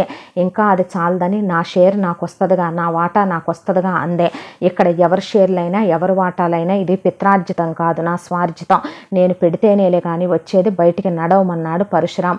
ఆ తర్వాత ఇక పెద్ద కోడలికి 7వ నెల వచ్చింది. చాలా గ్రాండ్గా అందరినీ పిలిచి చాలా గ్రాండ్గా సీమంతం జరిపించారు. మళ్ళీ అరుణ వాళ్ళ అమ్మా నాన్న వస్తే ఇంకొకసారి నా ఇంటి దరిదాపుల్లోకి వచ్చినా, ఇంకొకసారి నాకు మీరు అమ్మా నాన్నలని ఎవరికైనా చెప్పినా మర్యాదగా ఉండదు, మీ షేర్లు వద్దు మీరు వద్దు, బయటికి నడవమంది అరుణ. మళ్ళీ వాళ్ళ అమ్మా నాన్న వస్తే ఒక మాట నేను నిన్ను అడగనా, నువ్వు ఒక మాట అన్నావు, మ్యారేజ్ అనే కాంట్రాక్ట్లో నా మొగుడితో నేను కలిసి ఉండటానికి నా మొగుడికి మొత్తం పోయింది కాబట్టి ప్రాఫిట్ లాస్ ఇన్కమ్ గురించి మాట్లాడుకోవాలంటే ఉపయోగం ఏంటి వీడితో అని అడిగావు. ఇప్పుడు నేను అసలు నీతో మాట్లాడాలంటే నాకు వచ్చే ప్రాఫిట్ ఏంటి, ముందు బయటకు నడవ్వమ్మా అందే అమ్మనే. అన్న తర్వాత అలా వాళ్ళు వెళ్ళిపోయారు. ఆ తర్వాత అరుణ డెలివరీ అయింది, బాగా పుట్టాడు. పుట్టిన తర్వాత ఇంట్లో అందరూ హ్యాపీ. రేణుక ఇక కోడళ్ళతో సంతోషంగా ఉండటం మొదలుపెట్టింది. ఈ అరుణ సీమంతానికి బాబు పుట్టిన తర్వాత సాయి, నందిని, లక్ష్మి, కాశీపతి, బామ్మ అందరూ వచ్చి వెళ్ళటం మొదలుపెట్టారు. ఆ తర్వాత పరశురాం ఇన్నాళ్ళుగా తన అన్నని చెల్లెల్ని చూడటానికి కూడా వెళ్ళలేదని వాళ్ళని వెతుక్కుంటూ వెళ్ళాడు. వెళ్ళి అన్నను ఆశాంతం కౌగిలించుకొని పలకరించి అన్న దగ్గర చాలాసేపు కూర్చున్న తర్వాత ఎలా ఉన్నావన్నయ్య అని అడిగితే, ఆ రోజున నువ్విచ్చిన డబ్బులు పెట్టేరా, స్థలాలు కొన్నాను, ఆ డబ్బులు పెట్టే కాస్త నేను ఎలా ఉంటుందో ఏంటో రేపొద్దున పరిస్థితి అన్నట్టు స్థలాల మీద పెట్టానురా, పెట్టేపాటికి ప్రాపర్టీల మీద పెట్టేపాటికి ఇదిగో ఈ రోజున అయ్యే మంచి రేటు వచ్చినాయి, దాంతోనే పిల్లాడిని అమెరికా పంపించాను, పిల్లకి అమెరికా సంబంధం చూసి పెళ్లి చేశాను, నేను ఇల్లు కట్టుకున్నాను, మీ వదిన నేను నా రిటైర్మెంట్ డబ్బులతో పెన్షన్తో హ్యాపీగా ఉన్నాం, నీ వల్లే, నీ చెయ్యి మంచిది పరుసు అన్నాడు వాళ్ళ అన్నయ్య.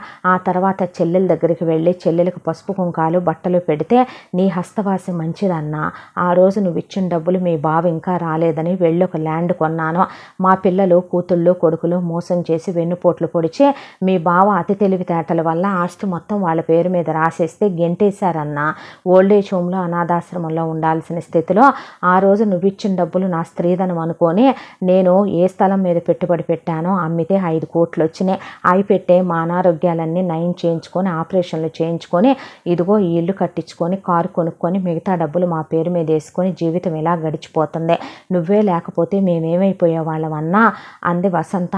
అనేసరికి పరశురామిహ నుంచి మీరు వస్తూ వెళుతూ ఉండాలని వాళ్ళకి చెప్పి ఆ తర్వాత ఇన్నాళ్ళ నుంచి తమతో కలవనందుకు సారీ చెప్పుకుని వచ్చాడు. రేణుకకు పుట్టింటి వాళ్ళు ఎవరూ లేకపోవటాన ఆమంతేం వెళ్ళలేదు. ఆ తర్వాత ఇక లాయర్లను పిలిపించి ఏ రోజు ఎలా ఉంటుందో అని ఉన్న ప్రాపర్టీ మొత్తం కూడా 3 కొడుకుల పేర్ల మీద 3 20% షేర్లు పెట్టించి ఆయన పేరు మీద ఒక 20% పెట్టించుకొని ఎంత దాంట్లో తమకు హెల్ప్ చేసిన కోడలు అన్న సాయి పేరు మీద 10% షేర్లు రాశాడు. నాకు ఇవ్వటం ఏంటి అంకుల్, ఇన్ని కోట్ల రూపాయల ఆస్తులంటే, లేదు సాయి నువ్వు అంద నిజం, ఏంటో తెలుసా, మనకు అన్నీ ఉన్నప్పుడు మన పక్కన ఉండేవాళ్ళు కాదు మన నిజమైన స్నేహితులు బంధువులు, ఏమీ లేనప్పుడు మనకు అండగా ఉంటారు చూసావా, వాళ్ళే నిజమైన స్నేహితులు. పట్నవాసంలోకి వచ్చిన పల్లెటూరు కోడలు ఎలా బ్రతుకుద్దా, బ్రతకలేక వెళ్ళిపోద్దేమో అనుకున్నాను నీ చెల్లెల్నే, పట్నవాసంలో ఉండే మమ్మల్నే పల్లెటూరు తీసుకొచ్చి 6 నెలల పాటు ఉంచి మాకే జీవితం విలువల్ని నేర్పి పంపించారో, కష్టకాలంలో ఆదుకున్న మిమ్మల్ని ఏ రోజుకి నా ప్రాణం ఉండగా మర్చిపోనిది, నువ్వు కాదనటానికి వీల్లేదని 10% షేర్ సాయికి ఇచ్చిన తర్వాత అనిరుద్ని పిలిచి, ఇదిగోరా ఈ 10% షేరు నీకు అప్ప చెప్తున్నాను, ఆ రోజు గుర్తుందా మనం కోర్టు దగ్గరికి వెళ్ళబోయేటప్పుడు మనం కరెక్ట్గా కాడెక్కుతున్నప్పుడు పిల్లాడు పరిగెత్తుకుంటూ నీ దగ్గరకు వచ్చాడు, వాడెవరో నీకు గుర్తులేడు, కానీ వాళ్ళ అమ్మ నాన్న ఒక మాట అన్నారు, 15 ఏళ్ల తర్వాత మాకు పుట్టిన ఒకగానొక పిల్లాడు బాబు, నువ్వు ఆపరేషన్ ఛాన్స్ బట్టే అంత పెద్ద కిడ్నీ ఆపరేషన్ మా కొడుకు బతికాడయ్యా, బడికి వెళ్తున్నాడు, మీరు చల్లగా ఉంటారు బాబు, మీరు ఏ పని మీద వెళ్తున్నారో ఆ పని విజయవంతం అవుద్ది, మీకు ఆ దేవుడు ఆశీర్వాదాలు ఉంటాయని, నువ్వు చేసే మంచి పనులే పుణ్యమై ఈ రోజున తిరిగి మళ్ళీ మన ఆస్తి మనకి తిరిగి వచ్చిందేమో, ఇక నుంచి నువ్వు ఎందుకు చేస్తున్నావు ఏం చేస్తున్నావు అని నిన్ను నేను అడగను, ఎటు నాన్న డాక్టర్ చేయలేకపోయాడని కదా నీ బాధ, ఇక నుంచి ఈ 10% షేర్స్ మీద వచ్చే కోట్ల రూపాయల డబ్బుల్నే నువ్వు సేవా కార్యక్రమాలకు వాడుకో అని అనిరుద్ కప్ప చెప్తే అనిరుద్ చాలా సంతోషపడిపోయాడు. ఆ తర్వాత అరుణకి మళ్ళీ పాప, వల్లికి కమల పిల్లలు, ఆ తర్వాత శ్రీనిధికి ఒక పాప బాబు పుట్టారు, నందినికి ఒక బాబు పాప పుట్టారు. ఆ తర్వాత వీళ్ళందరూ ఇలా హ్యాపీగా ఉంటుంటే కాశీపతి ఇంకో 10 ఎకరాలని 50 ఎకరాల పొలం చేసుకున్నాడు వాళ్ళ ఊరిలోనే. ఇలా సంతోషంగా కాలం గడిచిపోతూ వీళ్ళంతా హ్యాపీగా ఉన్నారు. రేణుక కోడళ్లతో పిల్లలతో సంతోషంగా ఉంటుంటే పెద్ద కోళ్ళు, రెండో కోళ్ళు, మూడో కోడలు కూడా ఇక మీదట మేము ఇంట్లో ఉండమత్తయ్య, పిల్లల్ని కేర్ టేకర్ని పెట్టుకొని మీరు చూసుకోండి అని చెప్పి ఆవిడకి అప్ప చెప్పేసి ముగ్గురు కూడా ఆఫీసులకు వెళ్ళి బోర్డ్ ఆఫ్ డైరెక్టర్లో ముగ్గురై కూర్చొని 3 సెక్టార్లు వాళ్ళు చూసుకోవటం మొదలుపెట్టారు. మొదలుపెట్టిన తర్వాత ఇక కొడుకులు 3 సెక్టార్లు, కోడళ్ళు 3 సెక్టార్లు, పైన ఎండీగా పరశురాం చూసుకుంటూ ఉండేసరికి ఆఫీసు ఇంకా డెవలప్ అయ్యి వాళ్ళు నేషనల్ వైడ్గా చాలా పెద్ద గ్రేట్ పొజిషన్కి వెళ్ళిపోయింది వాళ్ళ ఆఫీసు. ఎప్పటికైనా సరే ఎవరు ఎన్ని అన్యాయాలు చేసినా మనమంటూ తప్పు చేయకుండా ఉంటే భగవంతుడు మనని గెలిపిస్తాడు అనే శ్రీనిధి అన్నమాట, వాళ్ళ అన్నయ్య అన్నమాట, వాళ్ళ నాన్న అన్నమాట చెవుల్లో మారుమోగుతూనే ఉండేది పరశురాంకి ప్రతిరోజు. ఆ రోజు నుంచే మంచి బుద్ధి కలిగి దాన ధర్మాలతో డబ్బుందనే అహంకారాన్ని పక్కన పెట్టి మన అనే వాళ్ళతో కలిసిపోయి ఉండటం, ప్రేమ అనురాగాల విలువ తెలుసుకోవటం, డబ్బు ఉన్నప్పుడు కాదు లేనప్పుడు నిజమైన మనుషుల బుద్ధులేంటో బయటపడతాయి, ఎవరి గుణగణాలు ఏంటనేది మనుషుల్ని చూసి అంచనా వేయకూడదని బాగా తెలుసుకున్నారు ఆ కుటుంబంలోని ప్రతి వ్యక్తి. ఇంతటితో ఈ కథ సమాప్తం. మళ్ళీ మరొక మంచి కథతో కలుసుకుందాం. తప్పకుండా మన ఛానల్ సబ్స్క్రైబ్ చేసుకోండి. ఈ కథను మనకు అందించిన కథా రచయిత్రి జి యామిని శ్రీనివాస్ గారు. Thank you.